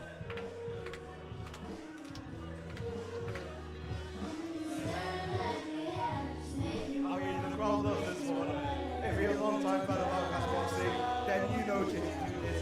Main event of the very first Outcast, as well as the third, where he got that iconic knockout victory over James Bueno, obviously most recently fighting in Leeds, and now he is back for madness in Manchester. Both of them so full of energy. I'm so excited to see how this fight starts.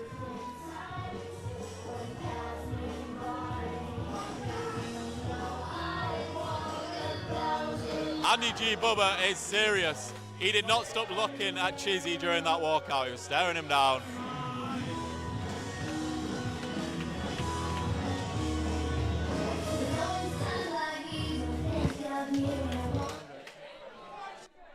Ladies and gentlemen, 3 2-minute rounds in the welterweight division. Introducing first, fight on the right side of me in the blue corner. He's wearing the white shorts with gold lettering, black and gold gloves. He weighs in 71 kilograms even. He has a boxing record. 3 fights, 2 wins, just 1 defeat.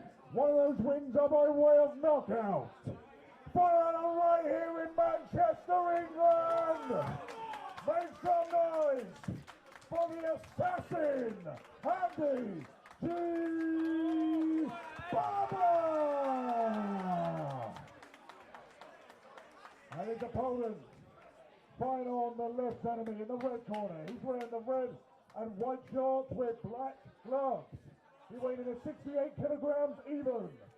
He has a boxing record, 16 fights, 10 wins, 6 defeats. 7 of his wins by way of knockout. Fight right here in Manchester, England. Make some noise for Chizzy White Mouse to Dizzy. Fight goes in the middle with referee Conrad. Not even at our main event yet, and the crowd is ready for this one. I think they're going to come out scrappy. I'm getting great vibes from this fight.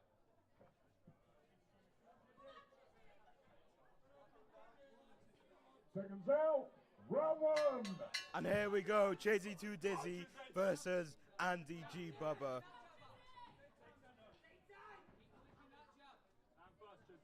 Both fighters starting off very calm.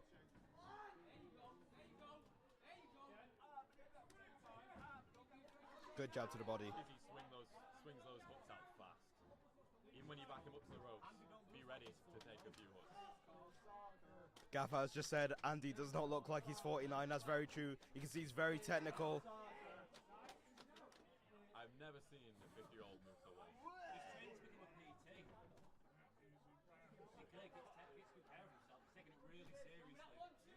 I realised your microphone's was muted this whole time. That is my bad.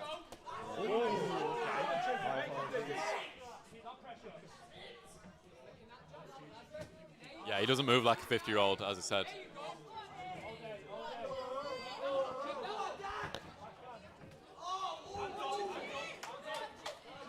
think that was genuinely someone standing there. The crowd has just said, go on, Dad. Yep, it sounds like it. I know if I was his son, I'd be pretty proud of him getting there. Nice left hook from Chizzy on the exit there.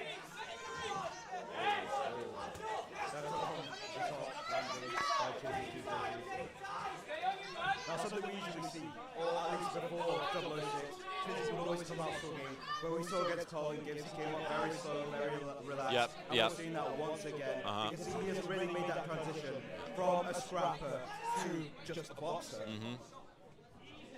20 seconds left in this round.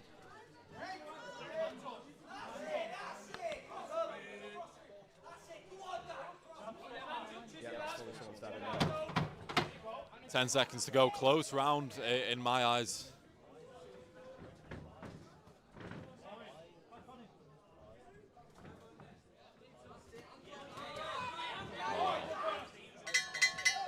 And that's the end of the first round. Very close. Yeah, it was close. The biggest shots were landed in the pocket when they'd sort of come in head-to-head in those clinch exchanges. I remember Chizzy landing a nice left hook on the exit. But, yeah, for me, no clear winner of that round. I'm sure.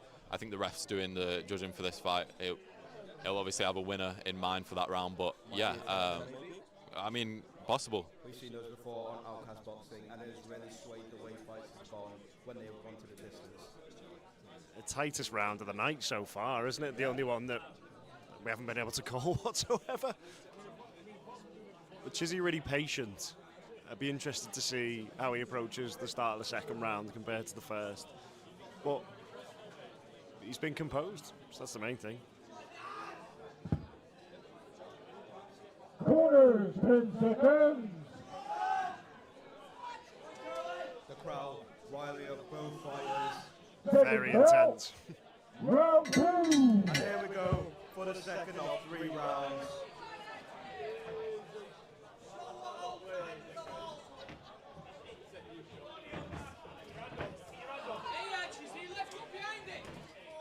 Oh, big shot, that's Andy landed a couple of nice ones there. So did Chizzy there, though. Oh, he didn't like that. He didn't like that. Now we see Chizzy swing. Oh, Andy firing back. Chizzy sends blood there. The scrap starts. Little reset for both fighters, going back to the fundamentals, back to the jab.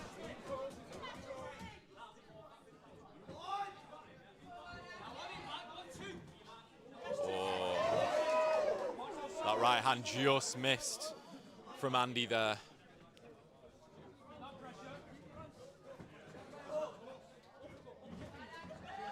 Oh, his mouthpiece came out with that left hand.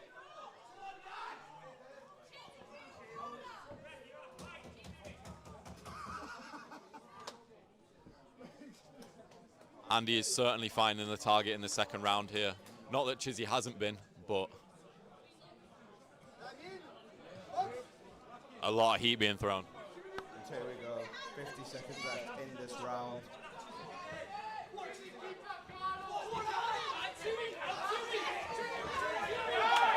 Chizzy pouring the pressure on here. It won't come without an answer back from Andy though. Oh. Big shots from Andy. He's got him backed up. Oh, we could see a standing. We could see a standing count here. Yeah. He is indeed. Oh, big shots from Andy. Chizzy is in the corner. Chizzy goes down. It's over. It's over. Andy G. Bobber, at 49 years old, has taken down Chizzy to Dizzy. I mean, on paper, you would have never expected that. Absolutely not. Chizzy was overwhelmed in that corner. The shots were flying. He probably didn't know where they were even coming from. All he knew was danger, and he just couldn't fight himself out of that at all.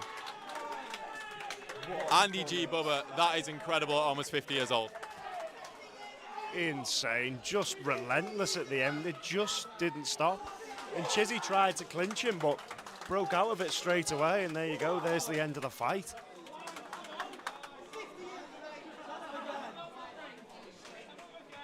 Cameraman Jay giving props. I mean, you have to. You absolutely have to.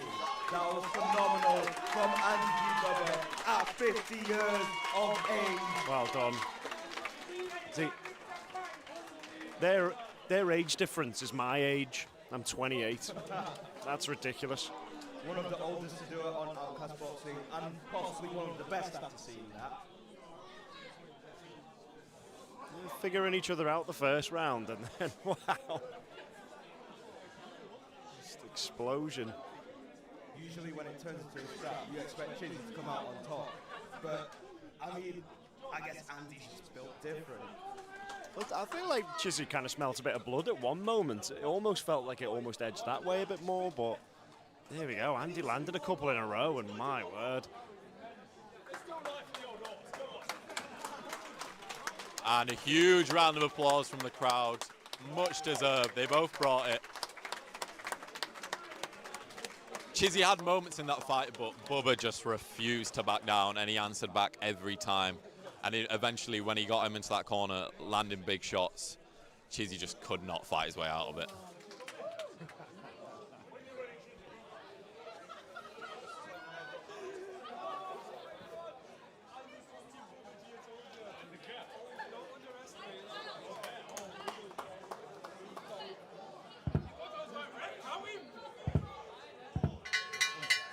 Ladies and gentlemen, this event was called Madness in Manchester. We found the madness, we found the mayhem. You don't need to find a round of applause for these two absolute warriors! Official time on the stoppage. 1 minute 37 seconds of round number 2. Declaring your winner by TKO, Andy G. Bubba! Commiserations to Chizzy. What a fight from both warriors. Boys, both of you deserve the time. Both of you deserve the time, 100%. Chizzy, come to you first. You went toe-to-toe with an absolute warrior in there, as much as yourself, which made it such an entertaining fight for both those 2 rounds. What was the shot that dropped you there in the neutral corner? Because there was plenty flying. I don't fucking know. One of them did. One of them did. I don't know. Have you got much respect for Andy for taking the fight and also giving us one hell of a show? I had respect for him before we used to come in, and I've got a hell of a lot more after the fight as well. Like, the guy's 50 years old. Just showed at 21-year-old levels, bro. Kudos, isn't it, man? Now, Chizzy, Manchester is your home. Whenever you come here, you give us great events, you give us great fights. Especially, you start off well with the jab. Where do you think it went wrong? What went wrong to your game plan, do you think, for this one? Probably not taking the head off centre line, getting excited with it. Not, when I land in, I'm admiring it, I'm not stepping back, so then you start seeing it. You've got to, he'll know what to have done with himself then. You know what I mean? I'm admiring the work, I'm not stepping back, just something that my corner was telling me anyway. Nevertheless, commiserations, my friend. We hope to see you back again soon. One more time for Chizzy 2 Dizzy, everybody! Andy, come and join me right here. Now remind us, how old are you again? How old? I'll be 50 in January. 50 in January. This man is 50 years old and he is fighting like that. Andy, we heard in your corner that this might be the last time you ever step in the ring. I don't think any of us want you to go anywhere, so could there be a chance we get you back in Outcasts for one more maybe, just one more? In the words of Tyson Fury, you never know. Beautiful, paying homage to the Manchester hero. You're a Manchester legend here yourself. One more time for Andy Bobber! Ladies and gentlemen, please, if you could just take 2 minutes in time. As Jody turned around and said, I'm 50 years of age nearly. I started this sport 2 years ago, okay? And I've had a hell of a lot of support on the way. There's a few thank yous that I need to do because this is possibly my retirement. So thank you for bearing with me. First and foremost, I want to say thank you to my wife back at home, Donna. She's had support with 2 years of gym and boxing constantly. So Donna, I love you baby, thank you. To all my family that's come here tonight and every other family that has to come and watch me on the UWCB, my heart goes out to you, thank you for the support, absolutely amazing. I want to say, just 2 more after this, a big shout out to my coaches at Team Greaves ABC, Marvin Greaves and Michael Chung. Without them, I wouldn't be boxing the way I am now at my age. Big shout out to Anthony the Warrior Farnell, who also helped me in this path. But while to finish off, there's 2 special people I wish to thank. First and foremost is that man there, Ben Parker. We started this journey together, he's like a son. And we've coached each other, we've pushed each other on.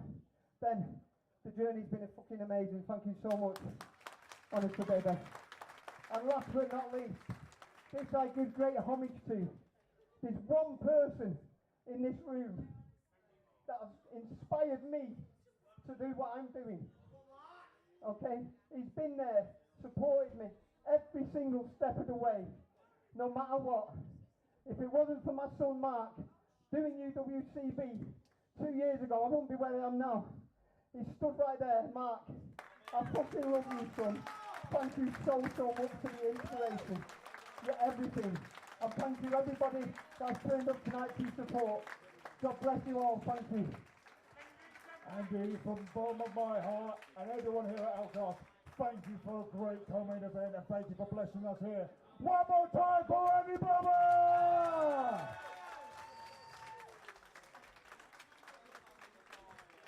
Emotions run high, but the madness never stops. We finally are here. In the next couple of minutes, our main event will kick off, and you do not want to miss it. Manchester, are we ready? Stick around. I mean, what a fight that was. Great stoppage, 50 years old in January, joined by Chapel now. I want to hear what you make of that fight. Oh, yeah, that was... I had me dizzy, that one, I'll be honest. That one had me way too dizzy. Which didn't expect it. Like I said to James Bueno, literally just before the fight started, I said, is this going to be another first round stoppage, old man abuse or something? But the old man fucking turned up. He was unreal. That exchange at the end, I could see Chizzy's lights turning out. I could see him going. He was fading, and then, you know, what's his name? Andy. He got the bloody job done. So fair bloody play to him. What do you make of that one, Mike?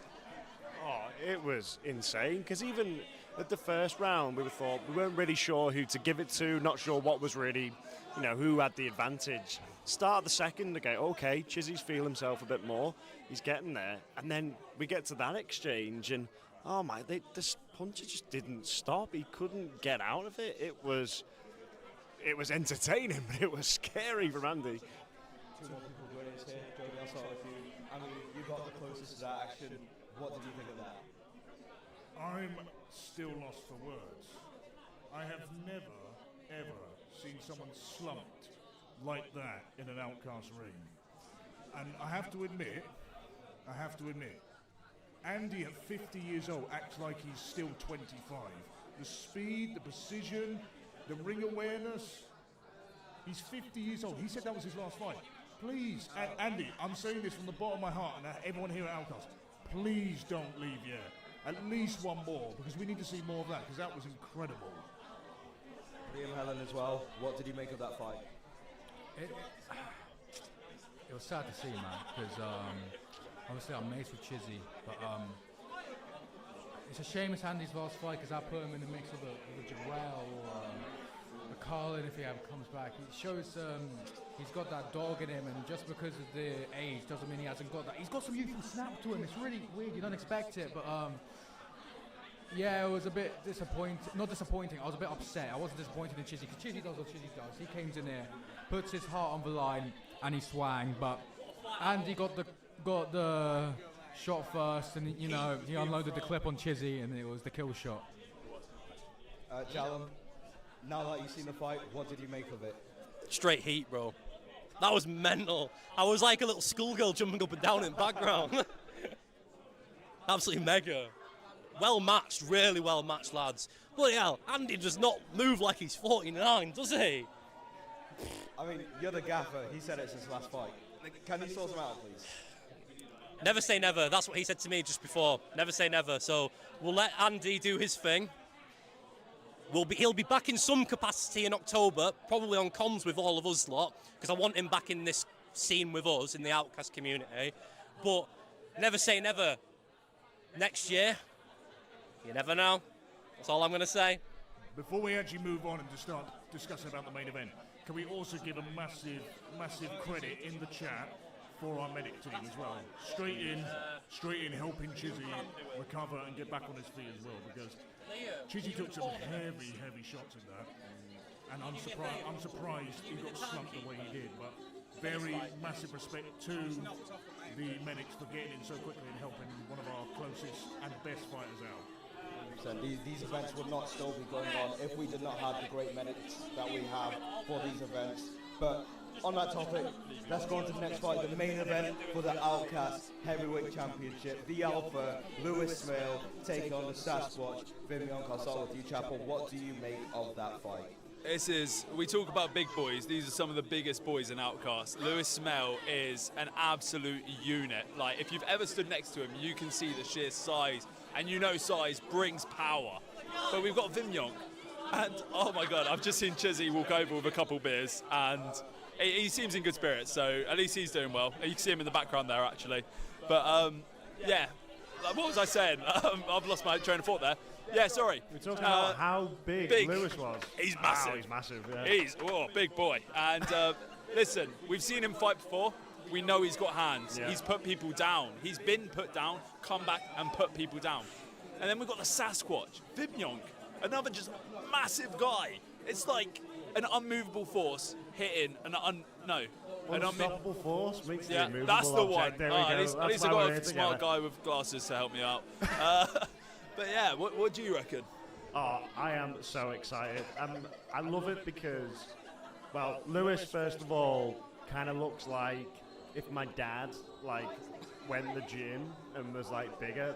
So I'm kind of a bit biased to him just because of that, really.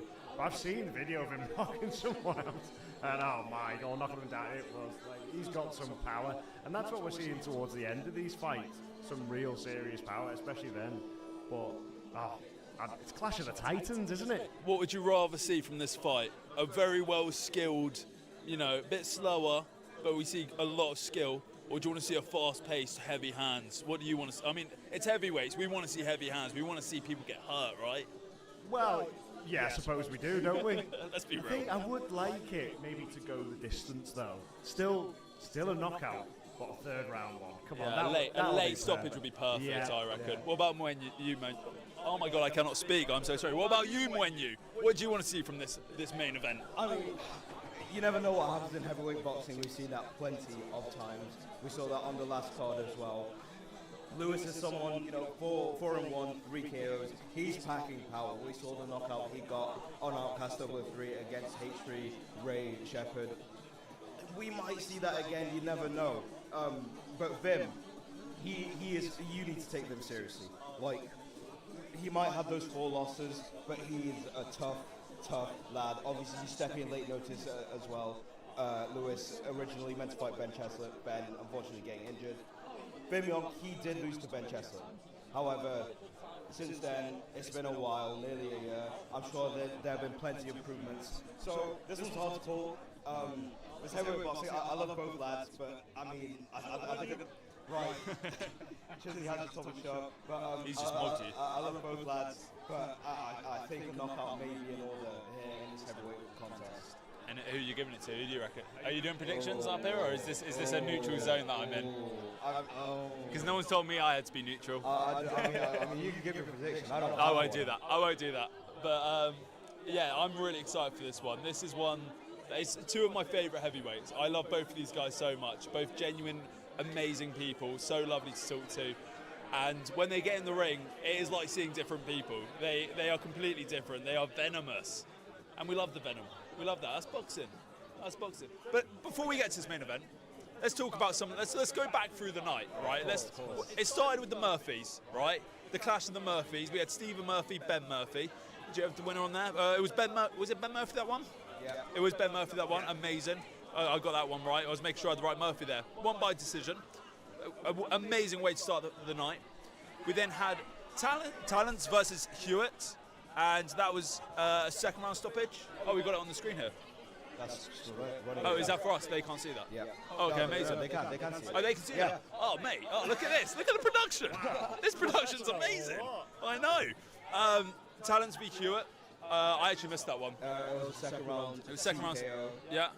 Was it a madness? It was a madness. Was it? Harvey landed a great right hand right on the temple. I mean, Jody was saying it grazed him, but because of the position of that shot, I mean, once it's on the temple, your legs go up, you don't really have much control. And we saw that there from heavy hands, Harvey Hewitt. Amazing. Then we had the exhibition, Hummel versus Thomas Fury, and that was a good showing from both guys. We saw a lot more from both of these guys. 2 minutes. We've got 2 minutes until the main event. We're almost there, guys. We're almost there. An amazing exhibition there between a much bigger guy, a much smaller guy, a David v. Goliath sort of exhibition. What did you make of it, Mourinho? I mean, you certainly saw the improvements from both fighters. Obviously, Jay has been out for over a year now, I believe. Thomas, he is fresh off of defeat from at the start of this month. You can see in that couple of weeks, he has certainly improved a lot, especially after the sort of defeat he had, you know, getting stopped in about 20 seconds, I believe it was. To come back from that and to put on a display against a much heavier opponent. I mean, you've got to have great heart to do that. Yeah. Then we had the first ever MMA fight here on Outcasts. Ben Rogers versus John O'House, and it was unreal. A jumping guillotine of sorts. It was absolutely nuts. I don't know MMA. I don't watch UFC. I'm not into all of that, but it was unreal to watch. 1 minute and 22 seconds, round number 1. It was just mayhem, and this is mayhem in Manchester for a reason. This is madness, mayhem. It's just nutty. It's bonkers, right? And that's what we come for, right? That's what we come for. Exactly that, right? 100%. And you can always see things like this on Outcast Boxing as well. You see these crazy fights, these crazy finishes, and MMA is here to stay. I'm so happy to hear. I think there's going to be a lot of people interested to come and fight MMA, whether that's from the US side, whether that's here in the UK. Then we had another exhibition. We had Liam Helen versus Ethan GB UK, and again, it was the perfect spectacle for us, right? We had Ethan, who's not fought in a long time. He was meant to fight someone else. He trained so hard, and he put in a really good performance against Liam. Liam went at a very good pace. It was great to watch. Like you said, Ethan has been putting in the work. Obviously, it was for MMA, but you can still see some of that transition into boxing. You saw that in the exhibition, and he did it really well. You can see there are very clear improvements, and I believe if that someone else was in there doing MMA, he would have got stopped pretty quickly. He would have marked the guy that pulled out, man. Honestly, marked him. Absolutely, I believe so too, actually. And then just happened now. We had Chizzy 2 Dizzy versus Andy Baba. And again, that was nuts. That was just absolutely nuts. I mean, 50 years of age, doing things like that, like that's just, again, all things you only see on Outcast Boxing, we do things differently here, and we just see the best of the best, no matter what age they may be. You can see that he can probably compete with the top odds which we have in Outcast Boxing. I think the shocked faces were seen absolutely everywhere in this venue for that. We were expecting one thing, maybe an Agent 47, but this person turned up and absolutely cooked. I'm going to disappear now, Wenyu. It's been lovely to jump on the commentary. I always love to have a little chit chat with you and whoever else is up here, and it's been great. No, but that goes for any event. I'm not just saying it goes for anyone. It goes for anyone. I get to come up here, chat to people that I've not spoken to before, and just talk a bit of nonsense, and I love it. And I love Outcasts, and I love it. And I'm looking forward to all the events that are yet to come. Before you go, actually, when will we next see you on Outcast Boxing? Let's see if I even get back to the UK after my next trip. Next event. When is next? No, not the next event. No, not the next event. Hopefully the event after. When's the event after that? We do not have a confirmed date or location. If it's before April next year, then and after October this year, then I will be having conversations with Jalum. Do you have a in mind or a weight you want to fight at? Because I know you're going yeah. No, well, I was meant to fight Coben. I'm trying to bulk. I want to be a big boy, basically. So I'll see how Vim Yonk does in this one. I was meant to fight Lil Nuke as well, actually. So apologies to them. Life's getting in the way, sort of. I don't know, who is them when you got any names for me? What, heavyweight? Heavyweight, cruiserweight, either or. I know it's supposed to be the guy, but honestly, I have no idea. Fuck's sake. We'll find someone. We'll find another Agent 47. Shout out GVZ for that one. Anyway, I'll pass the mic over. All right. All right. It's been a pleasure. It's been lovely. Take care. We will be getting the main event underway any minute now. The reason we are all here, Madness in Manchester, this heavyweight clash between Lewis Smale, hometown hero, and Vim Yonk looking to rip the script. We've seen so many emotional reactions after the fights as well today. 100%. So many call-outs, a lot of tears as well, like outbursts. It's been amazing, but will we get the same thing in the last event? I don't know.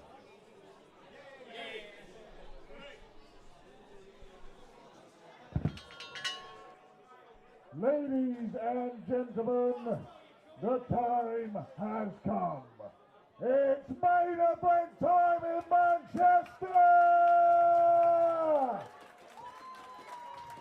Thank you to everyone who's turned up here in the Redditch Working Men's Club. Thank you to everyone watching live on Outcast Boxing. It's time for our main event. 3 2-minute rounds for the Outcast Heavyweight Championship. So before I announce our warriors out, I have one question. For the final time, Manchester, are we ready?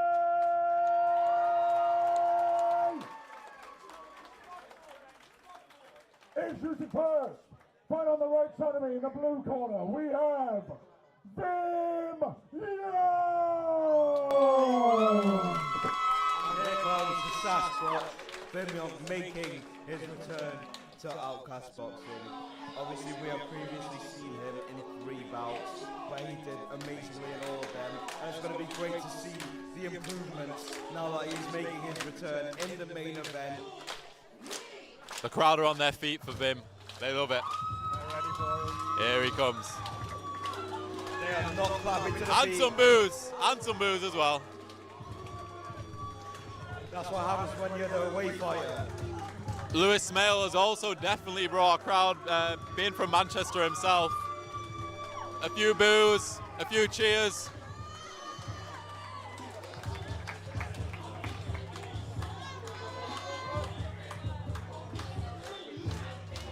The world's hardest sound guy.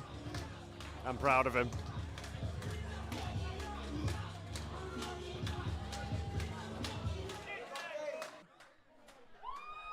And now, ladies and gentlemen, introduce his opponent, right out of the red corner, Lewis the Alpha Smale! And here the Alpha for his second main event. The Alpha Smale. I love it.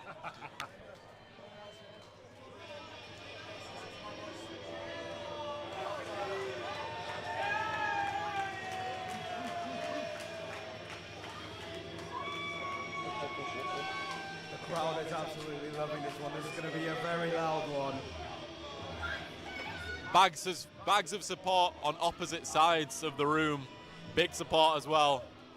That's what we always see at Reddit. We always see one corner for one fighter, one corner for the other. It works out very well. They always bring a big, big crowd. Oh, they absolutely do. Listen to that. Lewis Smale finally making his return, coming up with defeat in his last fight in the main event. Now he looks for a chance at redemption. It's for the heavyweight championship. It feels like this second main event was long overdue. It feels like this championship bout is long overdue. After 3 consecutive knockouts, he's finally getting this great opportunity. The hooded look, I love it. I love the hooded look. Walking out with that hood over his eyes. I don't know if he could even see.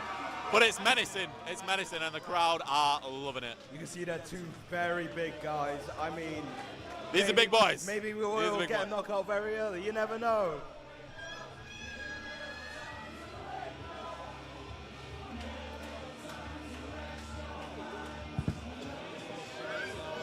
The crowd are singing. The commentators are singing. Not anymore. Ladies and gentlemen, our main event. 3 2-minute rounds for the Outcasts Heavyweight Championship. Manchester, you have been a great crowd. You've been loud all night long. But I've just checked my watch. Introducing first, stand on the right side of me, in the blue corner. He's wearing the blue-white shorts with white gloves. He weighed out 120 kilograms even.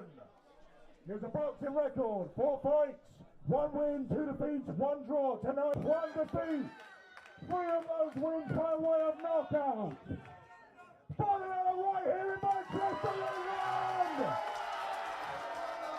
Here is Lewis the Alpha Smale. Fighters in the middle. Last time tonight, we're referee Conrad. You know the rules. Please defend all the time. Protect all the time. This is my command. Good luck. And it is finally time for the main event. Outcast 009, Manchester. Here in Stockport. Here we go. This fight definitely has a main event feel about it. The support from both sides is absolutely incredible.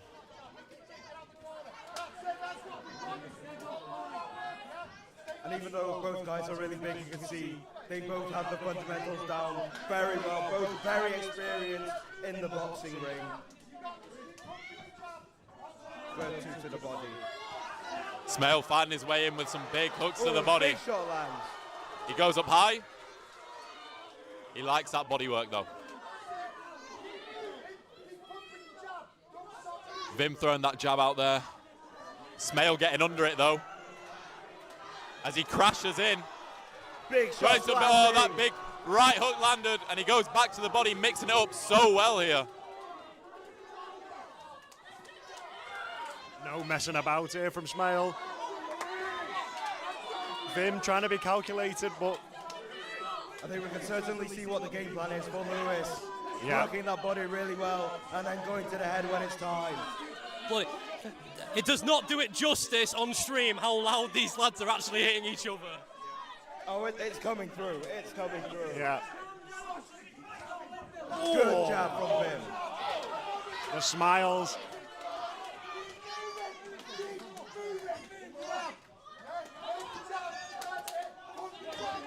"30 seconds left in this first round." Uppercut lands on the inside from Vim.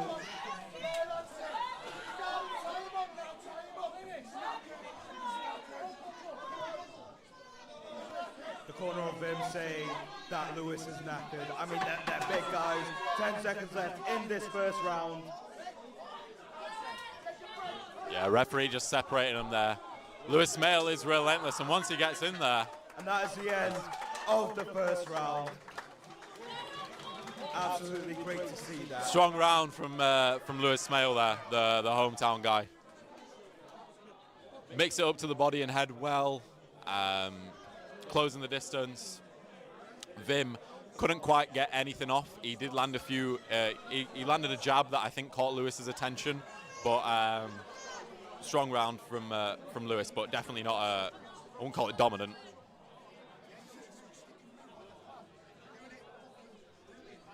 Yeah, interested to see what Vim will do this second round. I think he's got to bring it a bit more. I think he will. I think he was waiting to see what he was going to get from Lewis. Lewis was straight in there, no messing about. So I don't know. I think Vim's still got something to give here. Absolutely. Biggest shot that I can remember was probably when Smale had Vim up against the ropes. A nice right hook, I think it was, got through. But it's anyone's fight still. It's anyone's fight still.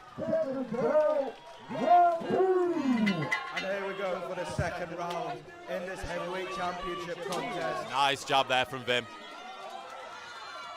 That jab looks to be his best weapon at the moment, and there it lands again. There's no better way to keep your distance than landing those jabs. Smale tries to get on the inside again, and Vim lands some big hooks.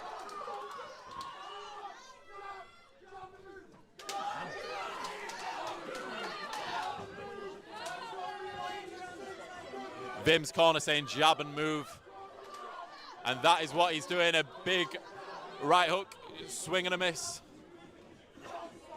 Good shot to the body from Lewis.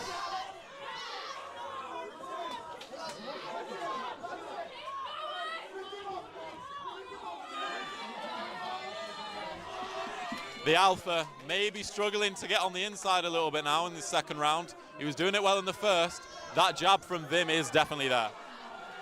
Vim Young with the 5-inch height advantage on Lewis Smale, certainly using the range well.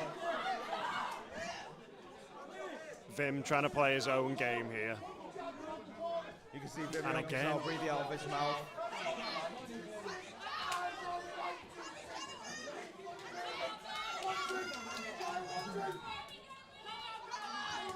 Oh, good one.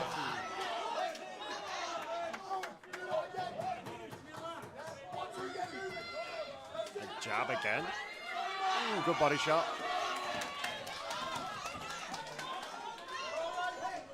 15 seconds left. The corner of Vim Young calling for that 1-2 to be repeated since it worked well the first time. Some nice shots have got through from Vim this round, but Lewis Smale refuses to stop closing the distance and getting in there. And that is the end of the second round. I think that was a much better round from Vim there. Much better round from Vim. Yeah, it started to take control, didn't he? Getting those jabs in, keeping the distance. Because when Lewis is in there, he's terrifying. He's absolutely terrifying. Corner of him telling him to stick and move. Land the 1-2 and then move out. Chapel ball here. When Lewis Smale gets in, he's sort of... Calling it 1-1 going into that final round. Yeah. When Lewis gets in, he's sort of using his head like a sort of rhinoceros just to keep Vim in the corner. He uses his head very well just to keep that pressure on, but when you're in those situations, you've got to be landing. You've got to be landing big shots. You've got to be showing the judges or the ref who's scoring the fight that you are doing more damage than your opponent. Here we go for the last round of the evening for the heavyweight championship. Round 3. Will we see him really unload this round? Everyone in the crowd is on their feet for this. Lewis back on that pressure. Ooh, good job. Vim's corner telling him to get out of the corner. He absolutely does need to. Big right hook there from Vim. Vim's now backing him up. Oh, that was a huge right hand from Vim. That landed clean. Lewis isn't giving up here, though. Whenever Vim lands on him, Lewis just keeps coming forward though. He will not let anything stop him. He has the heart of a lion and he's always coming in.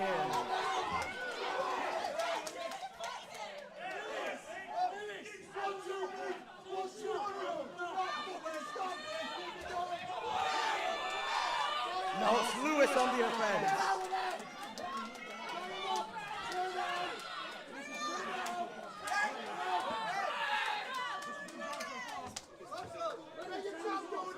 45 seconds to go.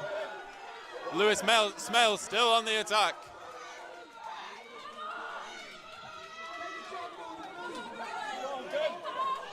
Both guys giving it their all. Everyone's on their feet for this one. Good job. Nice jab from Vim. Another nice jab from Vim. But that's not going to stop Lewis. Lewis still charging in, yep. This will be a tough one to score, I believe. And we are here with the final 10 seconds. Cleaner shots maybe go to Vim, but Lewis on that pressure. And that is the end of the fight. They both embrace each other straight away. Go on, when you. What a fight we just saw. Absolutely amazing. Incredible. People are saying Vim might have just taken that one. Coming in on short notice as well. I mean, let's hear from you, Helen. You're screaming for this. Vim, in my opinion, just beat Lewis Smail by decision. I mean, that's not something you hear every day, all day long. Look, guys, you don't understand. When you could tell you how confident I was in Lewis, I thought Lewis was going to win. So me saying Vim won, there's no bias in that.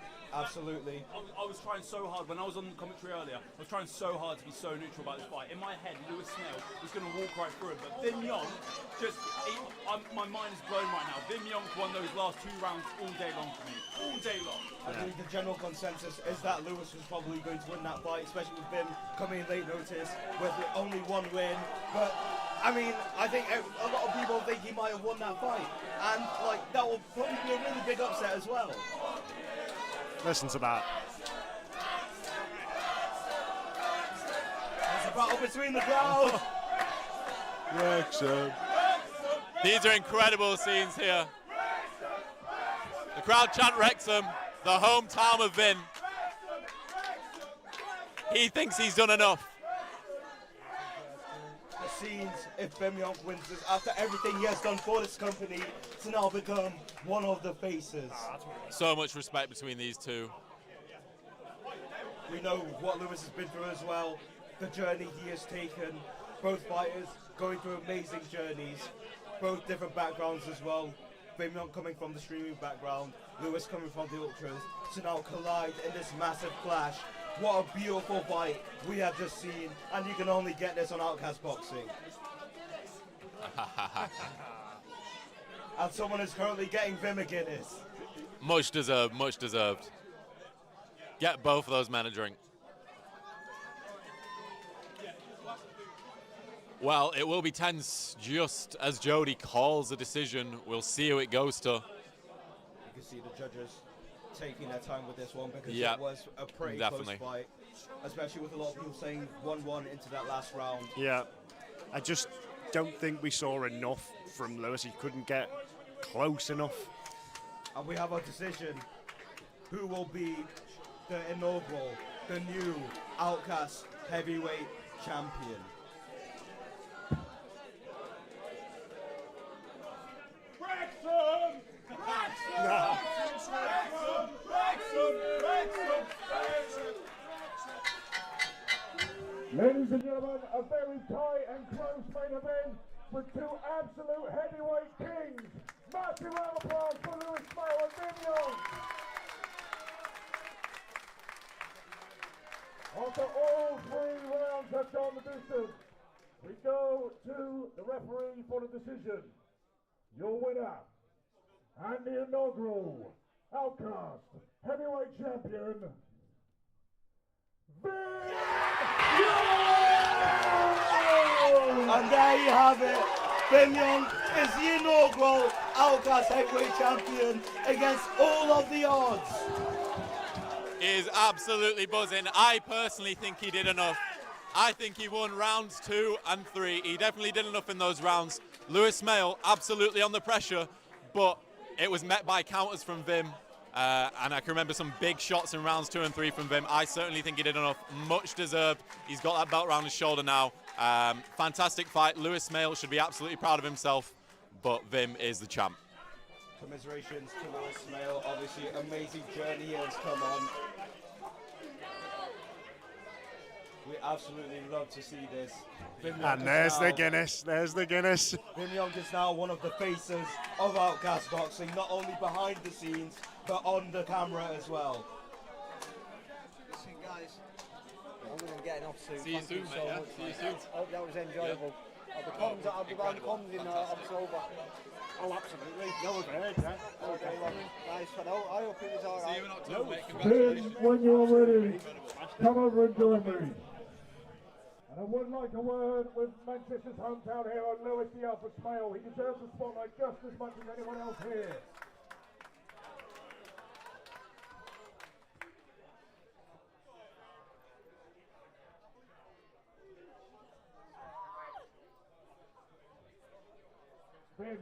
Vim, come and join me, brother. Let's bring back an old saying. Bring yourself and your point over. Bring yourself right here. Only this time, Vim, when I said that line, it was just the point, it was you. Now it's the point, it's yourself, it's the Outcast Heavyweight Championship. Sum it up to me. Your first ever main event, you've gone with one of the most brutal KO artists on our scene. Sum up words right now, the mic is yours. Please talk to me how it's feeling right now. Mate, honestly, the thing is with me, right, especially when it comes to this shoot. Thank you, I love you all. But I have always fought hard competition. I have always fought hard fights. And this was another one. And I took this on short notice. I went on a holiday, all inclusive fucking holiday, drinking pints and everything. I care. And it just means so much to finally come into the ring with Lewis. And yeah, it's been a long time coming this fight, and to actually come in and do it, especially for the belt, means the fucking world. Your first of the main event as well. We were saying over here, your jab is money. Every time you landed that, the distance kept on getting deeper and deeper and deeper. Have you been working on your jab when you have been trained, when you haven't been sipping those margaritas? Yeah, we're always working the jab. It's the game plan from the start. Me and my brother, amazing cornerman. We were just working on that, keeping long, keeping the distance, jab, jab, try and get the step back, try and move out. I didn't manage to do all the plans, but I did the most of it, and I'm the fucking champ now, and I. Well, as the champ has to defend his crown. The king must defend his kingdom. Vim, is there someone that you would like to call out, maybe for our 10th anniversary show in October? I've got a few people that I want to call out, but they're all fucking wasters. They never fucking show up, and one of them's too fat to fucking fly over from America. So I think me and Lewis in October will run it back. Main event? Main event again? Yes, main event! Main event, yes! With these two big of a characters, it has to be main event. Made official rematch. Lewis the Alpha Smale, Vim Young for the Outcast Heavyweight title. Lewis, you know I need you here, brother. You know I need you here. Now, Lewis, let me just say this, okay? You have been one of the most charismatic, entertaining men, not fighters, men, person, human being that we have seen on Outcast. And I consider you, in my humble opinion, you are a brother. And you fought your friggin' heart out tonight. Everyone here should give him a massive round of applause.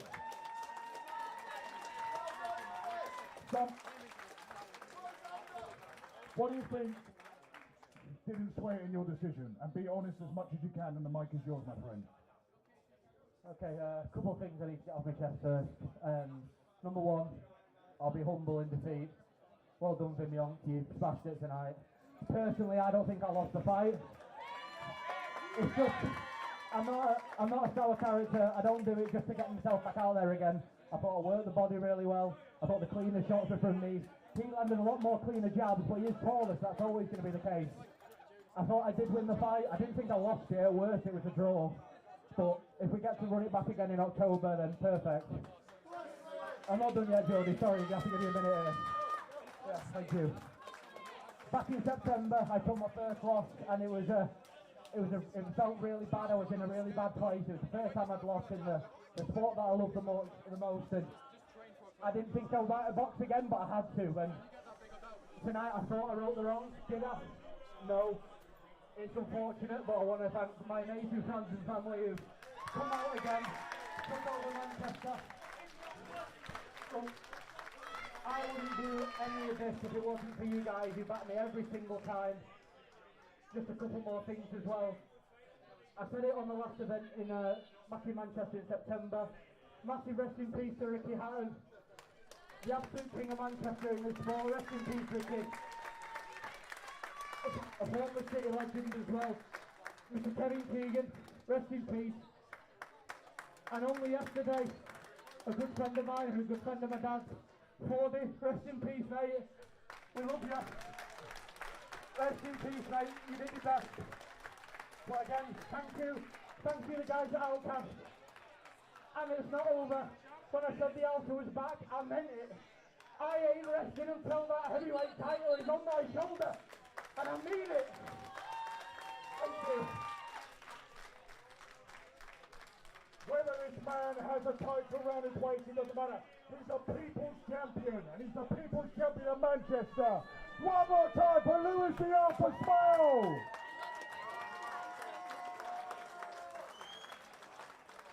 A close battle between two of Outcast's biggest characters. They've agreed to run it back. We want to see on a later date. Manchester, from the bottom of our hearts, thank you so much for coming out here. Massive thanks to our sponsors, our medics, the back team, the back staff, everyone here. Thank you very much. Safe journeys home, and good night.